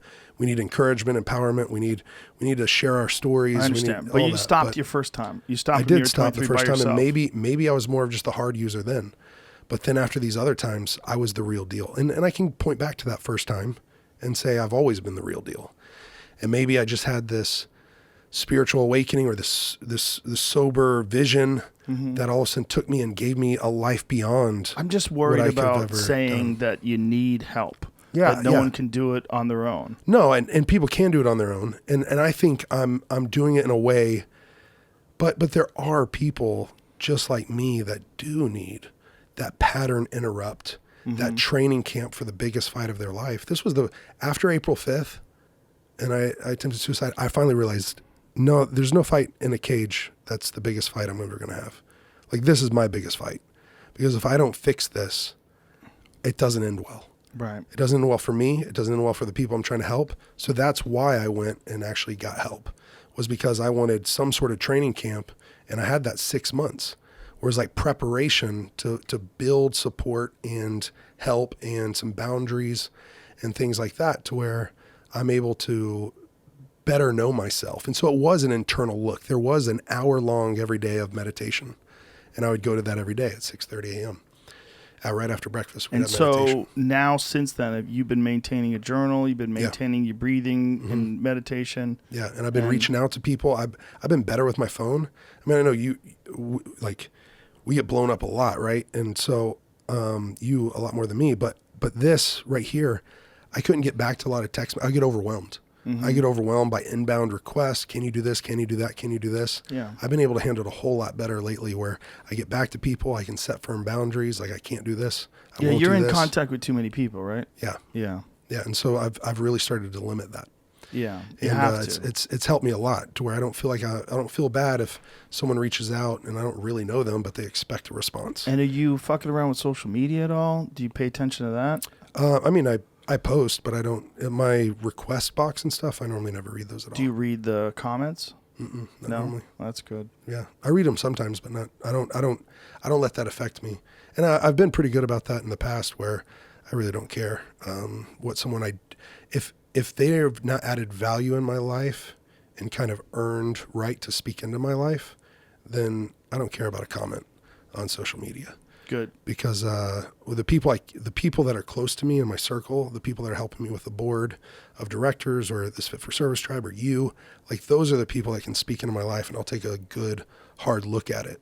And what I learned that they would offend you so much purposefully at rehab that what they were trying to do is help. They say offense or resentment is the number one offender. And if you allow resentment to build in you or offense and be offended and things like that, a lot of times that's whenever people go back out and use. And so for me, like, if it doesn't apply, let it fly. And if you don't know me, then, and most of the time people aren't saying real critical stuff. And I've just been really grateful this last year. I talked with Denise a few days ago. I did my second round at Waystwell. And like, this was what was really cool that she showed me, because I've been telling her I've been trying to heal from the inside out. And she goes, that's exactly what we're doing. It's preventative, regenerative, integrative care and functional medicine, but they're able to track my progress on, I've gotten better insulin resistance, which the reason my insulin wasn't that great was because I had so much inflammation in my body. And that goes back to the parasites, the bacterias, all the other stuff. My cholesterol was people high. don't know what we're talking about, so let's just explain Sure. that. You had a horrible parasite Yeah. that took forever for them to figure out even what it was. Yeah. And then they think it might have actually been malaria that got into your brain as well. Cerebral malaria. So Yeah. I did have something called schistosomiasis, which comes from a snail. And that's from me bathing. That's from me bathing in the rivers. So schistosomiasis. And then I also had cerebral malaria of the brain, and they had to poison my brain to kill the parasite in my brain. Dude. And so Wait, this before or after you went on the benders? this was kind of like one of the reasons I went back to the bender, because I was feeling so defeated that I didn't have really answers. Well, And I was constantly sick, and I was constantly, like I was on 28 pills a day for 28 days. I was What I'm doing this asking- parasite detox, and like I was depleted. I was feeling weakened. I'd gotten a divorce. It was just all this stuff dumped at once to where I was like, yeah, I can have a joint once. And then all of a sudden it just turned into way more than I ever expected. But when you say poison your brain, so it broke down like your mental function. You were telling I me had brain that, fog. Yeah. I didn't feel like me. I literally didn't feel like myself. my point is, this is what triggered the Yeah. addiction episode, Yeah. right? Yeah. Don't you make that correlation? Yeah. Yeah. So that's what it was. Yeah. So that's the moment. So I was looking Yeah, for so- what is it that okay, made yeah. you fall apart? So Now it makes more sense. yeah, it was, I wasn't getting answers, or then I did get the answers. And it's like, okay, we gotta kill the parasites in your brain. We gotta poison your brain. We've got to do all this stuff to your gut. We've got to build back your gut, because you have basically they said I had almost 100% bad overgrowth of bad bacteria in my gut. And that's your second brain. And then like I had to start balancing back out that bad bacteria with good bacteria, because it should be a 50-50 balance, or better good than bad. But mine was like all bad. So now my first brain is messed up, and we got to poison that. And now my second brain, or whatever, your gut health is destroyed, and I'm going to have I know people that have recovered from parasitic invasions like that, and it Yeah. takes a long time. Yeah, mine's been, it's basically been since 2014. I've been on and off sick.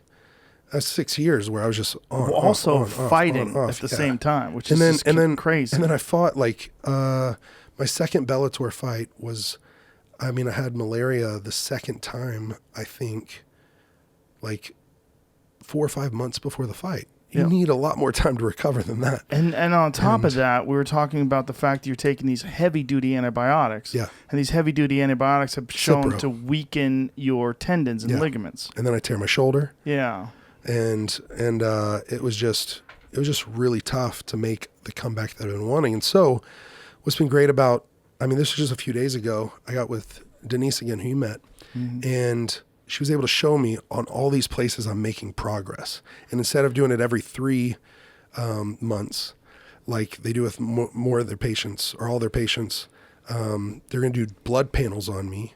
They're going to be watching everything that's going on in my body to show me that I'm not just, so the other day she said, Justin, my first time going through your blood labs, I wasn't going to tell you how long of a road you still have ahead. You've made a lot of progress, but you've got a long road ahead. And after the second time with her, she's like, Justin, look at all these improvements. This is to make sure you're hope filled, full of hope that you are on the right track to make this comeback. So you can attribute a lot of this to that disease. Yeah. You can attribute a lot of what went wrong in your life to these parasites and getting sick.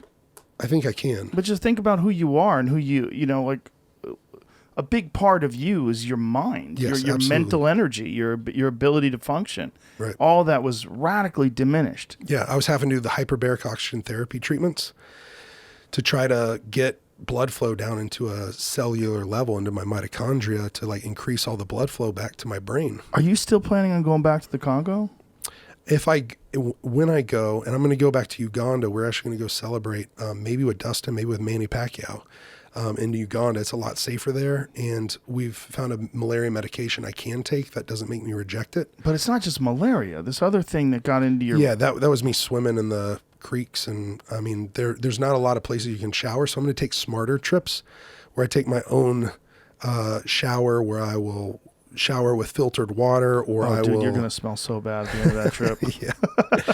I'll shower with filtered water. I won't go get in the creeks where the snails are, where the parasites are. Do they have enough water from their wells that they can use it to bathe with? Yeah. So what we're doing in Uganda, it's going to be so incredible. Literally, they've never had a home, right?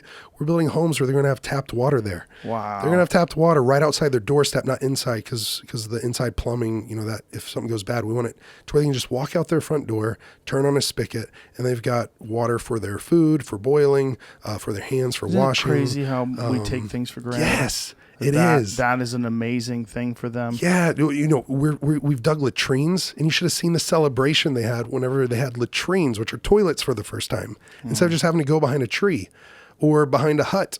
Like, they're able to actually have a latrine underneath their feet. Greg Fitzsimmons has a very funny joke about how we take water for granted. I can't, because he still does it. Okay, sure. It's a great bit about shitting in water. Yeah, absolutely. Well, that was one of the things that I felt guilty about when I came back here, which I don't anymore. Like now I'm helping better other people's lives. But when I was taking a shit in a toilet, right, and it's clean water, I know, and they're walking 6 miles to go try to find clean water, and carried it out on their head. Yeah, and it's 44 pounds when 20 liters is full, or 5 gallons. And then I'm giving my dog clean water. I know, we're so lucky. Yeah, man. And we're so soft because of it. But yeah, the beautiful thing is that you can provide this to these people and see this amazing joy that they can have, and it'll make not just you, but people listening to us, at least for a brief moment, recognize how easy we do have it and how lucky we are. Yeah, and I hope that for me, I've started to find a lot more purpose in my voice.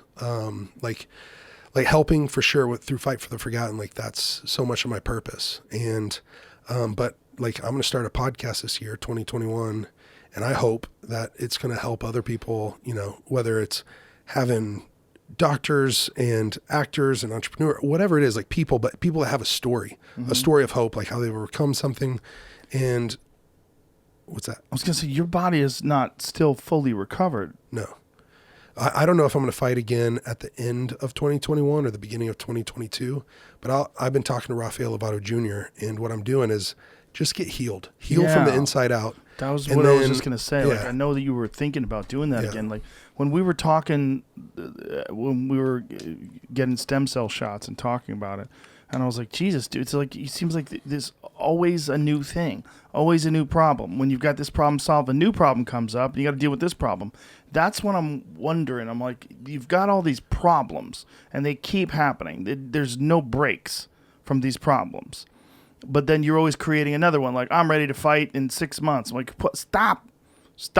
Yeah. Like, that's what I wanted to tell you. Like, God damn, dude, you got to get Healthy. like fully healthy and fit. Yeah. But I'm worried about you going back again.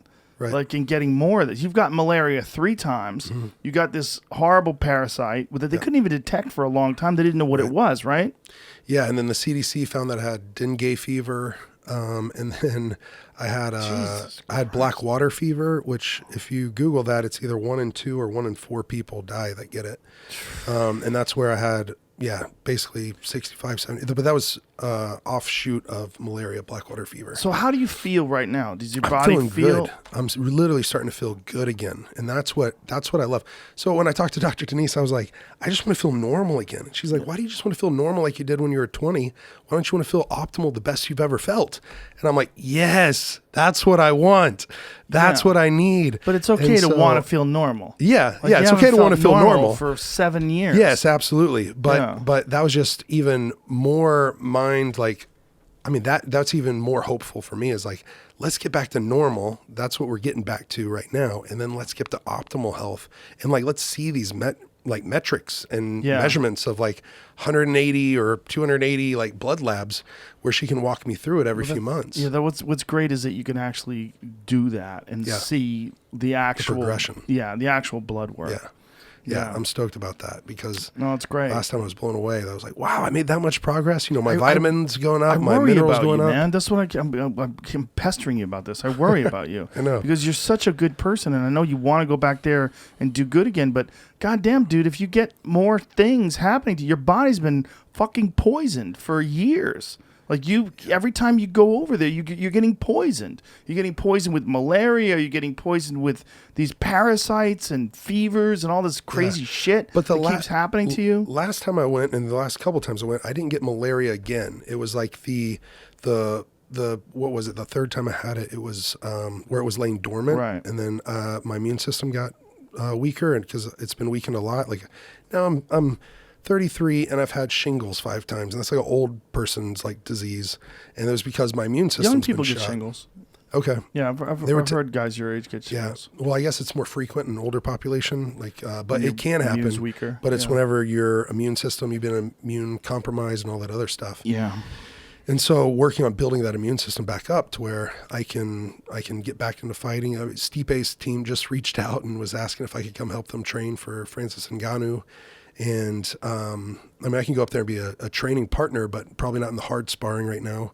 Maybe more in the wrestling, where that's my bread and butter. And a good training partner. I'm a great training partner, so I could probably go up there and help him train. But I'm not going to be like this because we've had the amnio in our shoulders and in our knees. You got to let it heal up. I got to let that heal up before, it's just new tissue. I don't need it to get broken down and re-injured while it's building back up. So it might be a yes if it's more easy, but it's not going to be easy, man. You're helping a guy train for the heavyweight title. See what I'm saying? Like, you're ready to create another problem in your life. Well, I was doing pretty good until I went to train with Stipe, and then I got a blown disc, and now I got to get a discectomy. Like, stop. So maybe I say ready. no this camp. Yeah, say no. And then listen, you're then ready. Once you're creating another problem. Yeah. And then 4 weeks, I get another round of those. Listen, take shots. time. And then the next one, take the time. Well, that's what's good about being a heavyweight, right? I got time. Because the older guys can do really, really well. Well, you're still in your early 30s. Yeah. You're still like, you have a bright future as a fighter if you choose to continue to pursue that. Right.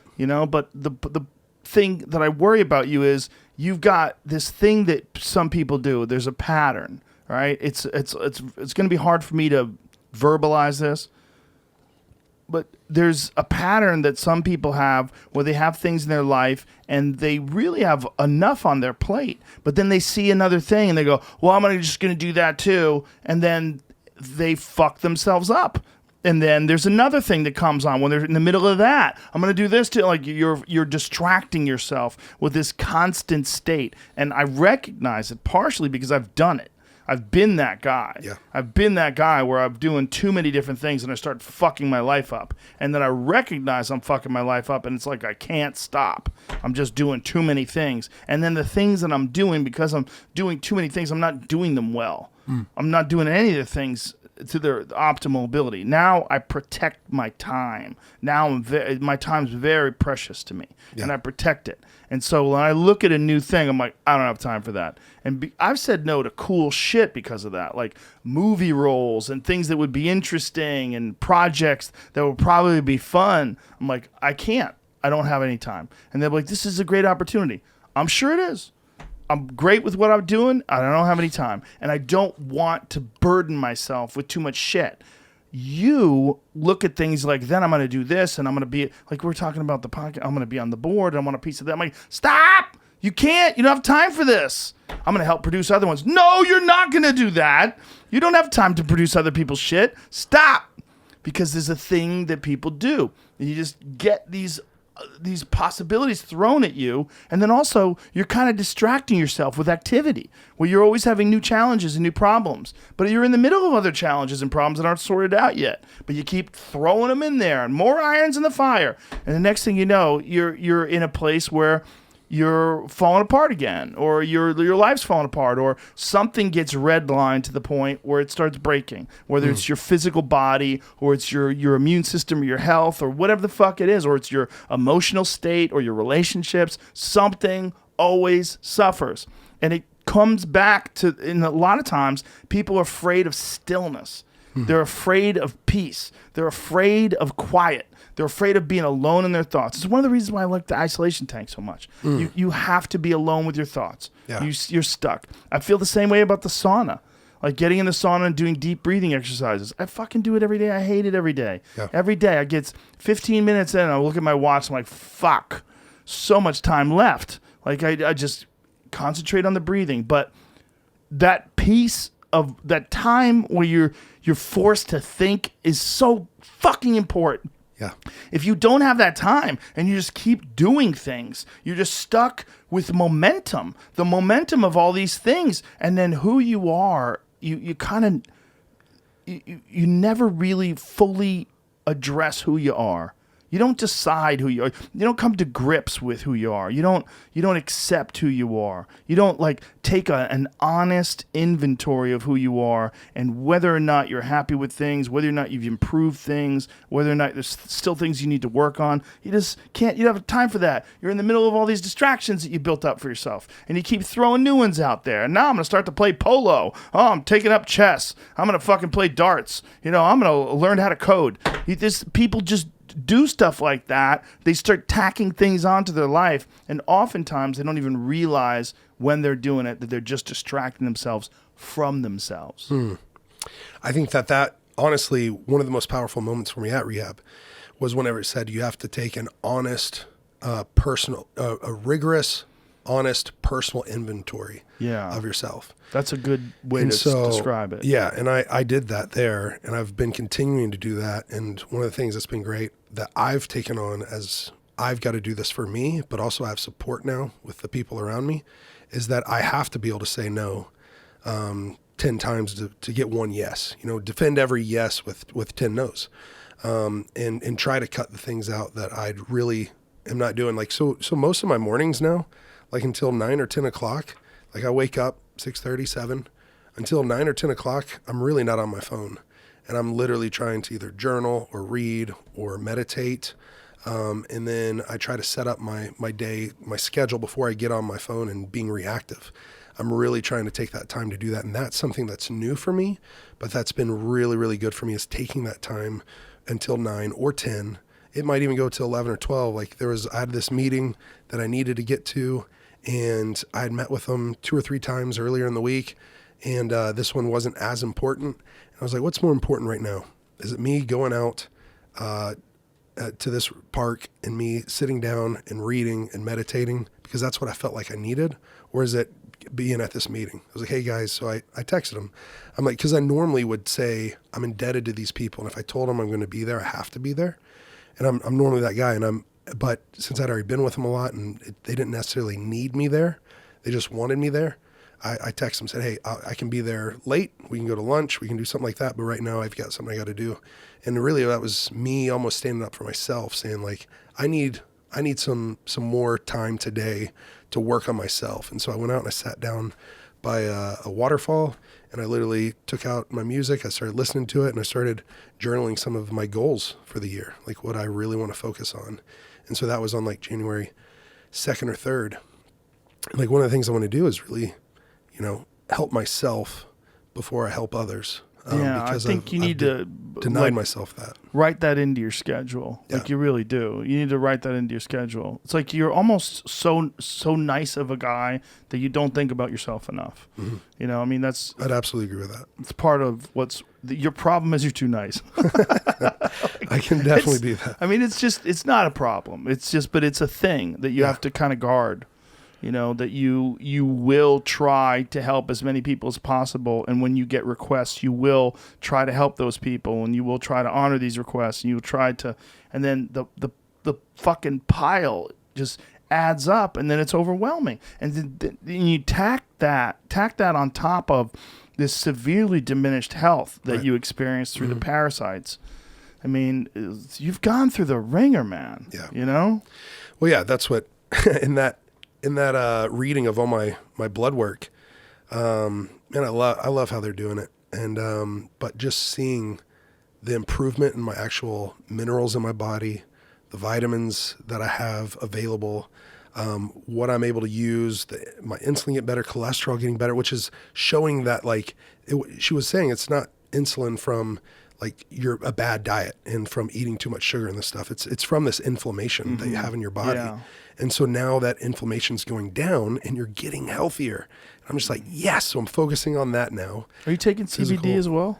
I am taking some CBD tinctures. It's a company here called like Reset or something in Austin. Cool. And they're supposed to be the only like FDA approved or something like that. And here? It's out of Austin, and they got the only dope FDA lab, approved. Or they've been working with the FDA to get it approved, and they've invested millions of dollars in it. And it seems like it's really good stuff. Like it's one of the only ones I actually like notice when I take, if that makes sense. Like some of that stuff can be garbage depending on the source, right? And right. This stuff seems like it's really good. Yeah.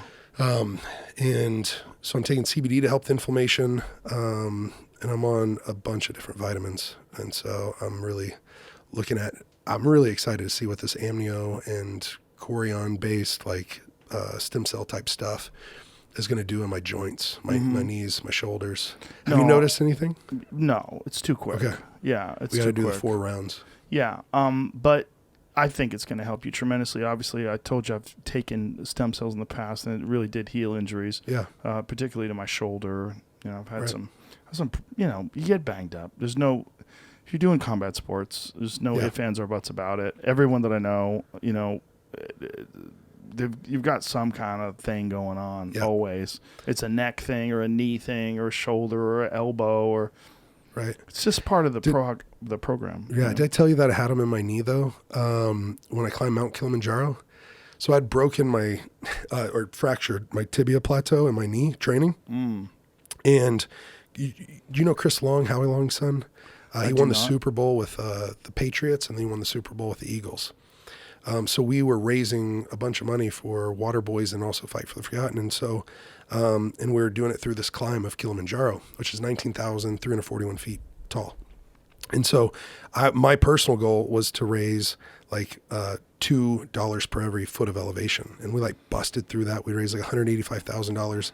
Then I break my knee 6 weeks before we're supposed to do it. And I'm like, damn, I'm not going to be able to go. They told me to be non-weight bearing for 6 full weeks.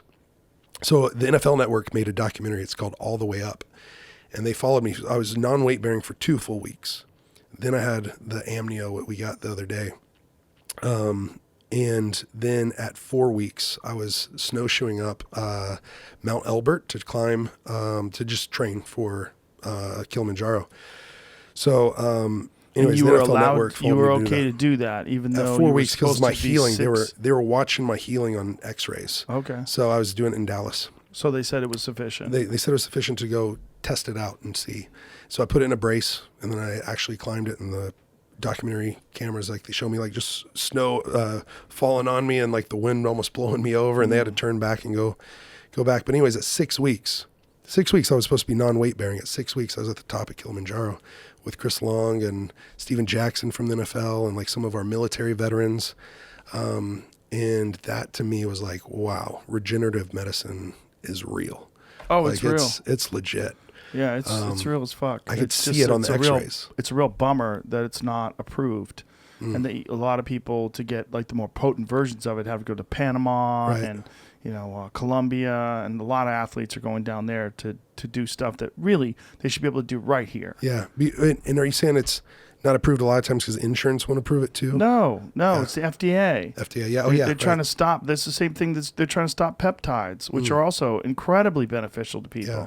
There's a lot of weirdness going on with those things, man. With those regulations, people are, well, they're not regulated well. It's like, listen, they're fucking hugely beneficial. The amount of time and money that it takes to regulate some of these things, and I can understand if there's no science behind it, if you don't really exactly know what's causing what and why it's healing. No, that's not the case. There's plenty of peer-reviewed studies on the benefits of stem cells. They do know that these are incredibly beneficial to people. But there's a lot of resistance to these things being legalized. I think that's why Jason with MedCore Biologics, who is helping us, like he really wants to be a front runner with it, and he is in Texas, but most of his stuff's all has to be through insurance and FDA approved and all the other stuff, which he's like, I think the best in Texas at doing it.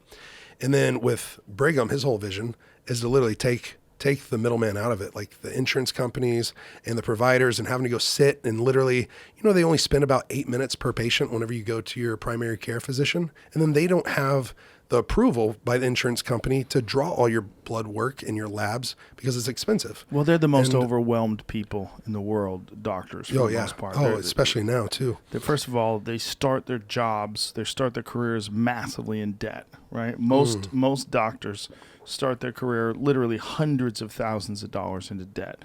And then they begin this journey of medical care and trying to take care of people and trying to pay.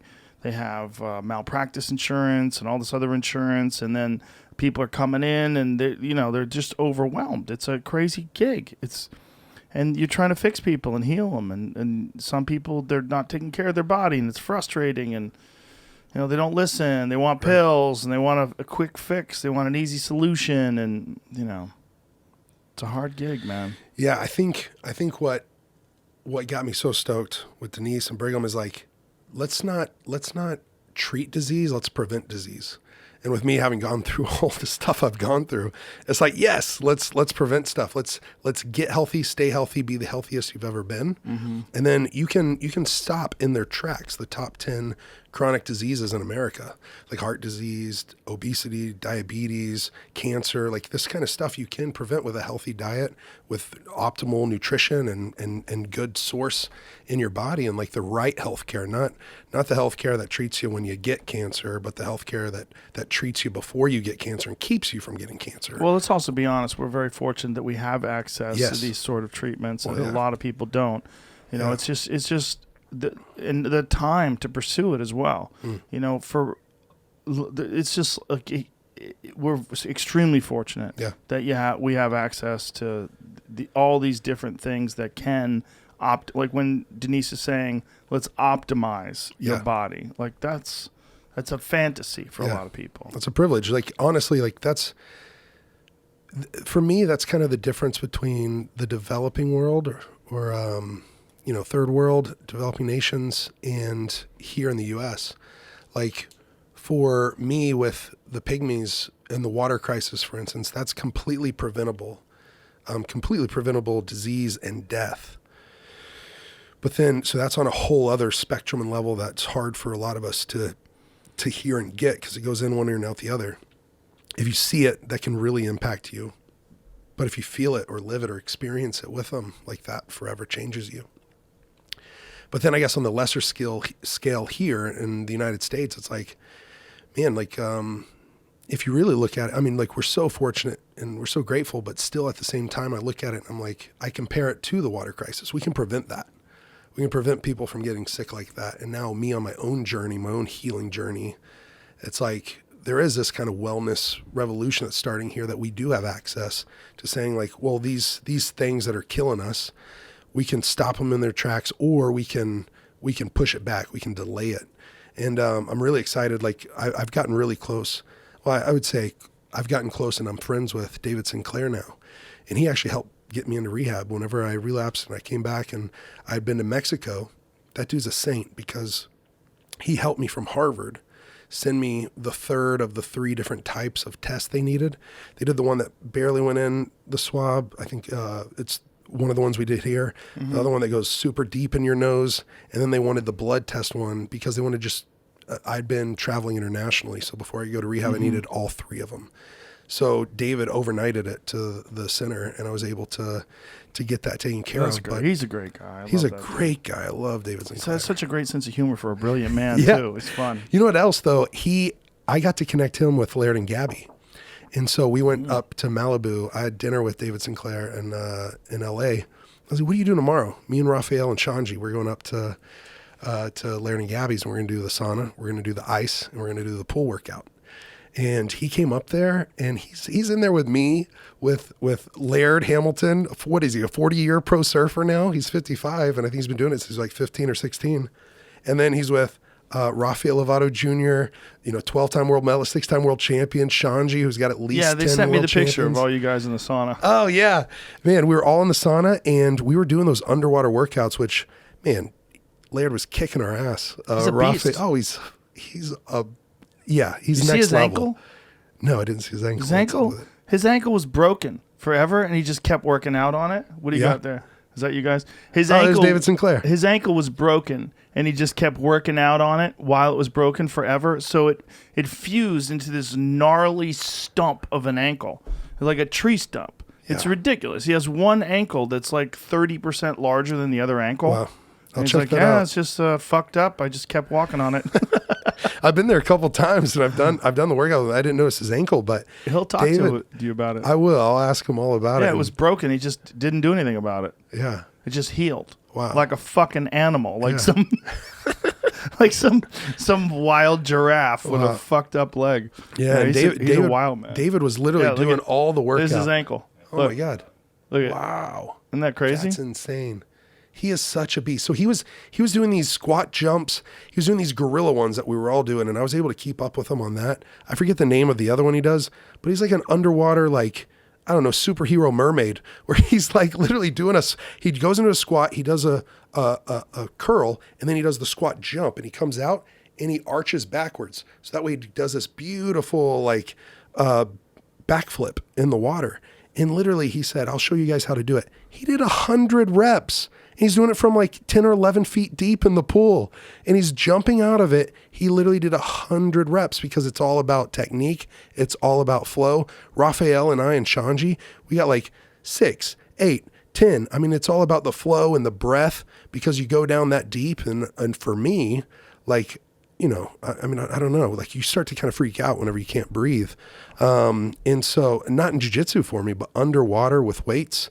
And then all of a sudden I go up, all of a sudden it's like, ooh, I don't know if I can keep going on this many reps. I'm not kidding when I say he did 100. I know that sounds a lot, but he did 100. Then David Sinclair's getting in there, and he's trying to be a champ too. And he was doing everything we're doing a little lighter and stuff, but he was just so for it. He was just so game. Like I know he's a Harvard professor and all that other stuff, and researcher and biologist and all this incredible stuff, but now I get to talk with him and Rob, who's a friend of mine, and I think he's the PR guy for David. But anyways, like I'm starting to look into that NAD, the resveratrol, which I don't know about all that stuff, but he was talking to Laird and Gabby about it. And they're just such cool people. I got to thank you, man, for opening up this world of such an incredible community or people group that have come to support me. Laird and Gabby have donated through Laird Superfoods, and Reese might actually come with Gabby potentially to. Well, we're both very fortunate. We're both very fortunate. We're connected to a lot of cool people, and I'm very fortunate. I'm connected to you. To know people like you and the selflessness that you've exhibited. It's very humbling. Well, thank you. You're an unusual dude. Very unusual dude. I'm definitely unusual. Yeah, I mean, it's like, I don't know anybody that's like who got malaria 3 times, like, fuck it, I'm going back. Well, I think for me, I don't think I've ever told it to you this way. When I was there, my Mom asked me to come back. Some of the people that were supporting us asked me to come back the first time I got it. Come back home? Come back home. When I was in Congo, I decided I was going to live there for a year. I went in October, and by Thanksgiving Day, I find out that I'm dying of malaria. And a pilot took me out of there into Uganda, and he pulled, literally, I never touched the runway in Uganda. It's just a pilot and me on a little bitty prop plane. And they pull me out into a vehicle and take me to the hospital in Uganda. They're saying, Justin, you come back to heal. One, I thought, the doctors here don't know how to treat malaria. The doctors here do. Or the doctors in the United States don't know how to treat malaria, but the doctors in Uganda do. They see it on a daily basis. So logically, it makes sense for me to stay here. But the other thing was, this was an opportunity, and now I'm reframing that thought and everything else, but it was like I try to find the good and the bad, right? And yes, I'm suffering from malaria. Yes, this sucks. But this is what the people that I love and who I'm here to help, this is what they go through on a daily basis. So, or they get this in their lifetime and they've lost people from it. So now I get an opportunity to understand on a deeper level that I'll never forget.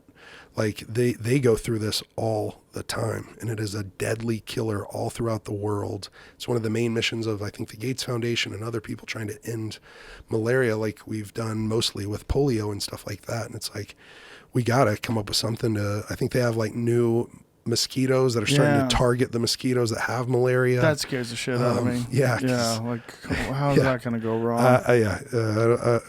Hopefully they don't. Yeah. What else you got in your book, man? Because I got to get out of here in 20 minutes. Let's do this. Well, got anything crazy? Got anything crazy? Did you write it all down and we get through all that? Well, I did have one last gift for you, but these fucking gifts, dude. Stop. Well, you're gonna get that, and then you'll be able to give that to the Buffalo Trace. Now I'm gonna have to give out 120 fucking bottles of booze to people. For a guy who's sober, you seem to like people getting fucked up. I like people enjoying themselves, and for me to be able to give that is even a gift to me, right? Like it shows me that like I can have that in my possession. I'm not the addict that if it's in my possession or in my radius, like I have to grab it and use it. It's That's good, because here it is, baby. Yeah, I know. It's just the thing that if I do have it, then I wouldn't be able to stop. Amber gold. So I just better make sure I don't have it. Okay. But this right here is a friend. He actually helped design the tattoo on my calf, but he was the Simpsons artist. His name's Alex Ruiz. He's also great friends with Aubrey. And he's doing another piece that's art, and I have the digital file you can share. Oh, but he took 2 weeks on that, and he just wanted to tell you thank you for the impact you've had in his life, and what the did impact he you've had make on this with? Man, he does it on computer. He did this with a computer? Yeah, it's wild. Alex Ruiz, and so he takes it on there, and he does all the craziness. But you will look at that 10 different times, and you'll get something new out of every time you look at it. Tell him I said thanks. I will. Sweet. So, man, I appreciate you letting me be real, raw, vulnerable, share some of my messiest. It's times uncomfortable of my for life. me. Yeah, It's uncomfortable for me. It is, because I want nothing but good things for you. I know. So you're telling me all those things, and I'm like trying to find solutions, and I know they don't make sense. I know that they're not there. It's not like it's that simple. But I'm like, don't do that. Yeah. Stop doing this. Hey. Well, now it's on healthy. me where so to end with my board, I was like, my board of directors for Fight for the Forgotten, I just looked at them when we were here in Austin, and a lot of them were in Zoom, but I just said, for me to not have lost everything with Fight for the Forgotten, my position, to not have lost any of the board members, like we actually gained a board member, and to not have lost these donors, but to like have had an increase in donations. The most nonprofits in 2020 went down, but I think the mission's so pure. We want to defeat hate with love. We really want to help people in a practical, tangible, sustainable way that they can take on and then champion. Having your support has meant the world to us. And we've been in existence 10 years now. And what I've seen now is I really believe it's the tip of the iceberg. If I start working smarter, not harder, and putting myself in these crazy positions, and I protect myself and my health, and I do the right things there, and it's going to lead to even better things than we've done before. Instead of 73 wells, I'll be telling people how we've drilled 700 wells sometime. I don't in the doubt next it. 10 years. I do not doubt it at all. Yeah. I know you can do it. I know what you've done is amazing. You know, and so shout out to all the companies that have helped too. Shout out to the Cash App. Yes. They've done amazing stuff. And Buffalo Trace trying to get me fucked up beyond belief.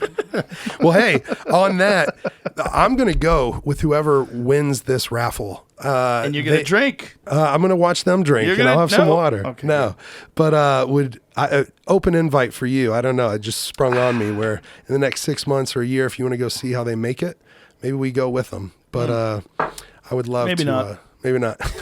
But I would. I'll go down one day, but you know, it's like it's a giant commitment. Yeah, I get that. So I'm stoked to go with whoever wins the raffle. I do want to see what it's like. The process. Yeah, and also the fact, hard. I'm fascinated by the fact they've been around since 1773. Yeah. I mean, that's just bananas. There's a continually operating distillery for hundreds of years, you know? Absolutely. That's crazy to think You know, about. they operated during the Prohibition. No. I Yeah, didn't know that. they made whiskey for medicinal purposes. Wow. Yeah, like, Yeah. Well, medicinal purposes, because when addicts or alcoholics, when they're going through withdrawal, they have to have it. Right. Alcohol and Xanax are the only two things that if you stop, or barbiturates, if you stop them cold turkey, they lead to seizures and can lead to death. right. So a lot of times, like rehabs and facilities, they needed alcohol so they could give the people that are coming off of it. Yeah. So Well, listen, brother, you're a fucking saint. You really are. You're an amazing person. I hate hearing you be down on yourself. Right. And it frustrates me because I don't know what to do. You know, Well, I and think I'm free trying to from think logically about it and like, how's this happening? So I'm glad you let me think logically about it, even though it might not make sense. no, it does, and I'm really grateful that I've had a big breakthrough. I mean, literally, the first 6 months of 2020 were the worst 6 months of my life, but the last 6 months, like doing the hard work, doing deep work, like trying to uproot this garbage. You know, instead of having these deep roots that produce like bad fruits in my own life, how about deep roots that produce like good roots, and then even like a shade tree for, you know, the pygmies or these kids that are getting bullied or whatever. Yeah. And in a sustainable way to where it's through self-love, it's through self-care. Self-care is not selfish. You just got to stay gotta on do the that. path. Yeah. You know what to do. You just got to stay on the path and don't ever let yourself get off of it. Yeah. You know, it seems so easy to let things slip a little bit, relax a little here, relax a little there, but there's certain paths that you really should never get off. And the path of first of all, of being connected to the moment, that's so important. And one of the things about people throwing a bunch of things in their lives and problems in their lives is it keeps you from being connected to the moment. When you have all these distractions and problems and issues that keep coming up, that's why I get weirded out by people that always have problems. And that's why I was saying, like, do you think that these problems, you're creating some of these problems, whether you realize it or not, you know? Right. You see it with fighters. Yeah. You know, and you really see it with fighters when they start to lose. Ooh. Sometimes Yeah. they get in this They don't stop. fucking spiral, this head spiral, and they're never the same again. You know? Yeah. Sometimes fighters will lose one, like Anderson Silva, right? He's the baddest motherfucker on earth. He loses one fight to Chris Weidman clowning around, right? He gets KO'd in a way where everybody's mocking him and making fun of him, and literally doesn't win any fights after that. Won one decision to Derek Brunson for years and years and years. It's crazy. Do you It think? just happens like that. Do you think that could possibly be what happens to Connor, or no? I was with his brother, and the celebration we had. Dustin's brother. Yeah, Dustin's brother. Sorry, Dustin's Yeah. brother, Jimmy. And I was in Lafayette with the whole family and went out on the swamps during the day and went wild oyster mushroom hunting and grilled those up and ate them. Dustin and then, is a different person. Yeah. He's a different person than he was when they first fought. Connor's a different person too, but I don't think he's the same animal that he was back then. You know? And also their strategies are different. Like someone could say like, oh, it's tough to be a savage and you're waking up in silk sheets. Yeah, he fought well in the beginning. he did in the first He round. fought well. He landed good shots, and Dustin admitted there was one time where he was caught and he was in a little bit of trouble. Right. But the strategy of those low kicks, Conor has that wide stance, and he puts a lot of weight on that front leg, and he did not seem to have an answer for those low kicks. And that is just a fucking new element of the game that seems unstoppable because you can only take a couple.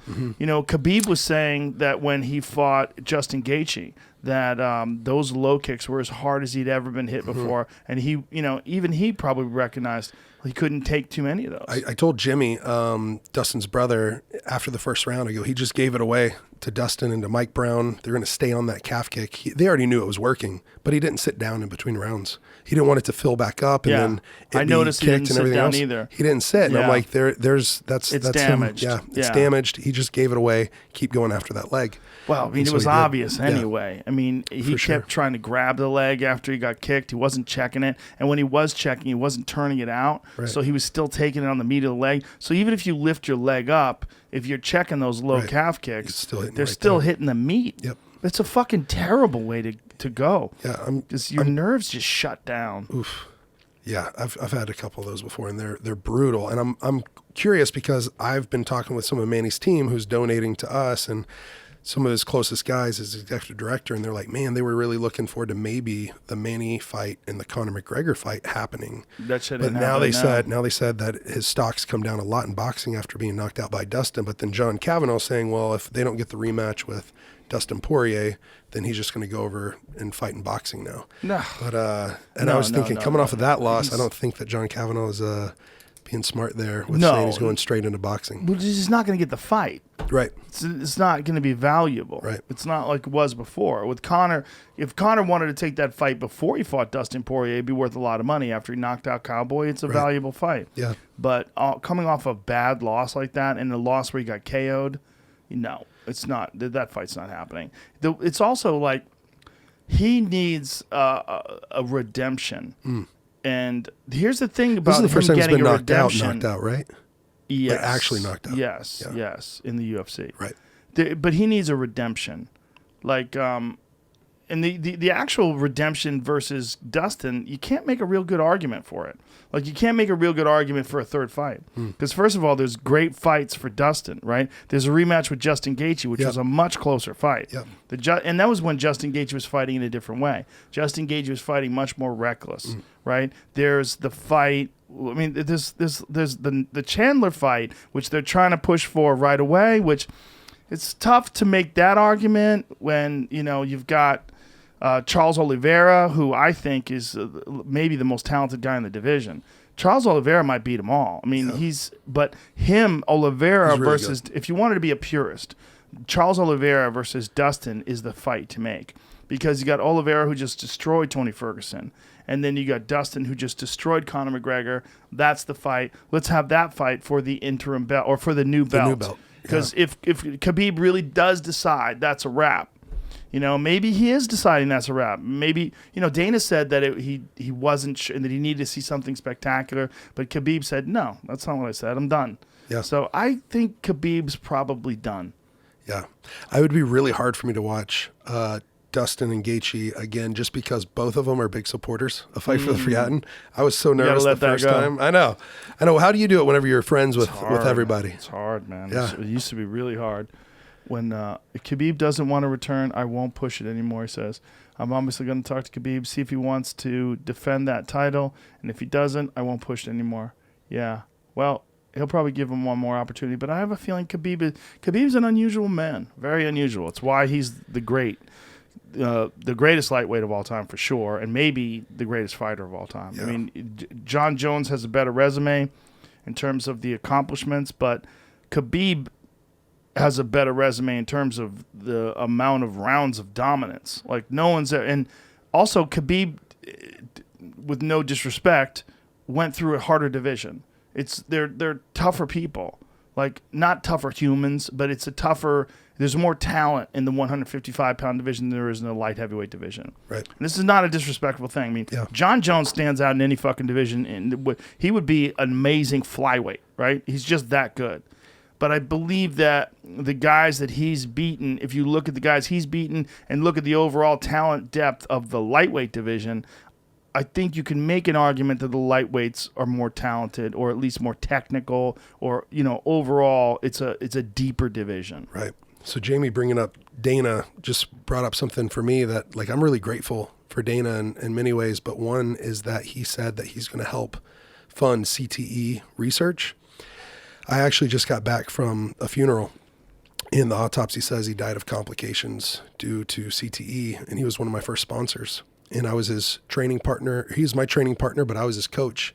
He played football at Iowa State, but he got concussions in middle school. Probably, at least they think he got concussions in middle school. He got concussions playing football in high school. Then he got concussions playing football. People get play football. 85% of them, by the time they're in high school, they already have some CTE. Yeah, and then he started fighting. And then I was a coach for him. I was in his corner and everything else. And he sponsored me with his supplement company. He had a supplement company at the time. Remember whenever NO Explode was huge? Mm-hmm. Anyways, he started one called Cardio Force, and that was my first supplement sponsor. There is a new study that they're doing now with the UFC with mushrooms, with psychedelic mushrooms. And this is based on some research from Johns Hopkins University, and now the UFC is involved in this CTE therapy with psychedelic mushrooms. And there's something about psychedelic mushrooms, psilocybin regrows neurons, and they think it can regrow neural tissue. Wow. And they think it might be able to actually help heal brain damage, which was thought to be, it's a very difficult prospect. Try to heal the mind once it's been damaged by stress and impacts and concussions. Well, that could have been something that maybe helped Brian. I'm really proud of his family and him. He donated his brain to a research center in Boston, the #1 CTE research center in the world. But what was really hard was the last 3 or 4 months, he really just tanked physically, where I got to share the eulogy, or one of the people that spoke at the funeral, and I stayed with the boys. He's got 4 boys and his wife, Gina. And anyways, he ended up hanging himself, and he was forgetting everything. He had watched his mother-in-law go through Alzheimer's and her forget people, and they had to take care of her for 2 years or more. And for 3 months, and it was even longer than that. He knew he had it back in 2016. Whenever he actually wrote his suicide note, was back in 2016. And then he waited, and on Christmas Eve, he asked. He asked Kevin Burns. You remember Kevin Burns, who fought Anthony Johnson? Yes. Kevin Burns is a good friend of mine, good friend of Brian Sykes.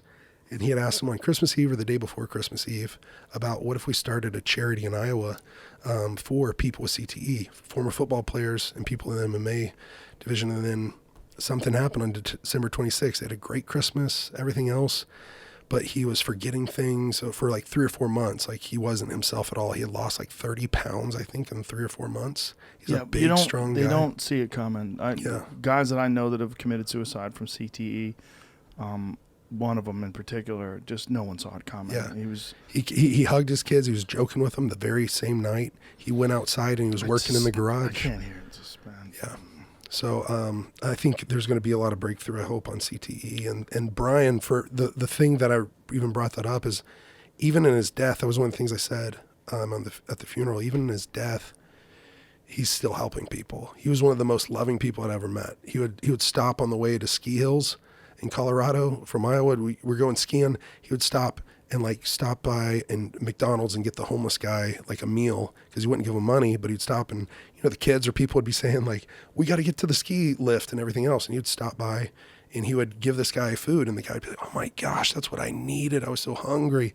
He was compassionate on the mats. He was a great teacher. He was a Pee-wee football coach. And then this is the thing that took him out. And, even in his death, his brain being studied is going to someday somehow help. Did you read that article on Spencer Fisher? Mm-mm. It's a terrible article on Spencer the King Fisher. I know him, though. Amazing fighter from a while from back. The early days of the UFC success. Yeah. And he had to retire due to lesions in the brain. Wow. And there's an article about how poorly he's doing right now. Oh no. And it was rough. I sent it out to a bunch of my friends, and it's just one of those ones where you go, yeah, the style that he fought was so exciting. He was such a wild dude, would fight anybody, had these wars, but it's just you pay a fucking price for this sport. You really do. And I think if people understood it more, they'd appreciate the accomplishments and the battles. They'd appreciate the fighters more and what they're really putting out on the line. You know, you could look at this Conor McGregor loss and you go, well, you know, the guy's rich and like that guy got damaged that night. He got damaged. It's not just his calf. He got paid a KO'd. price. He got KO'd. That's a price, and it's a big price. He got battered, and he got dropped and knocked unconscious, and that will pay. He'll have to pay for that. You know, hopefully they'll figure out some therapies where they can mitigate those problems that are going to occur from those kind of knockouts, or maybe even reverse the damage, which would be amazing. Hyperbarics help reverse the damage. Yeah, but they believe that psilocybin therapy is very promising for this, and that's incredible. Yeah, I'm going to have whoever's involved in that study come on here and explain it. One of the things I really admire about you is, one, I know John Halkeman pretty well, and then to watch Chuck, I don't know Chuck that well, but I know John real well, and to watch how Chuck left his career, you know, on all those brutal knockouts. And then why I said I admire you is because of, you know, we both love Brendan. I was training partners with him, was on The Ultimate Fighter with him, and just how you had that loving talk with him because you really care. You really care about him. And, yeah, that was so impromptu, and I probably shouldn't have done it on the air like that. But I think look at him now. Right? Yeah, he's look doing at him great. now. He's doing incredible, and he's. We actually had a conversation today about a friend of ours who's really fucked up, who was a fighter, who's got some serious CTE, and I said, "Thank God you fucking retired," right? Because I just saw it coming. It was not and also he wasn't into it anymore. He could say he was into it, but I knew he wasn't into it. He had a lot of other things on his plate, and he was doing well with those other things. Yeah, well, look at that. He's doing great now. It's beautiful that you know, you helped him because he's too smart of a guy, too loving of a guy, too great of a guy to have to deal with that for the rest of his life. But it's just so hard for people to abandon their identity. It's so hard. It's so hard for them to hear, like, hey man, you pay for this. If you get knocked out 3 or 4 more times, like, you're gonna be fucked for the rest of your life. Yeah. Like, and that's really what happens. And when the wheels start falling off and they keep getting KO'd, it's horrible at the end. Yeah. It's horrible. Well, I invite a loving conversation like that with me sometime if me going back. But the thing that I'm excited about is I'm in such a healthier place now that I can take or leave fighting. I want to fight to use it as a platform, and also because that's what I love to do. But I also fight smart. I get underhooks. I'm a wrestler. Yes. I don't take a lot of damage standing, and I haven't had a concussion yet that I know of. That's amazing. And so I take people down. So and if I do stay standing, I try not to take a lot of damage. Well, listen, brother, let's talk about that in the future. But for now, get healthy. I love you, man. Thank you so much. You're an awesome person. You really are. Well, you're one of the best men I know. So thank you for that. Thank you, and tell everybody fightfortheforgotten.org. That's the website. Fightfortheforgotten.org. If people want to donate, they can donate one time. They can become part of our Fight Club, which is our monthly giving club. But really right now, if you want to go down scroll down a little bit, it's that Buffalo Trace right on our homepage, fightfortheforgotten.org, and you can win the whiskey experience of a lifetime. You can get hammered forever. Yes, and pick out your own whiskey, and it's going to be absolutely awesome. I'll be there with you. Justin Wren, ladies and gentlemen. Thank you, everybody. Goodbye. Thanks, Joe. Thank you.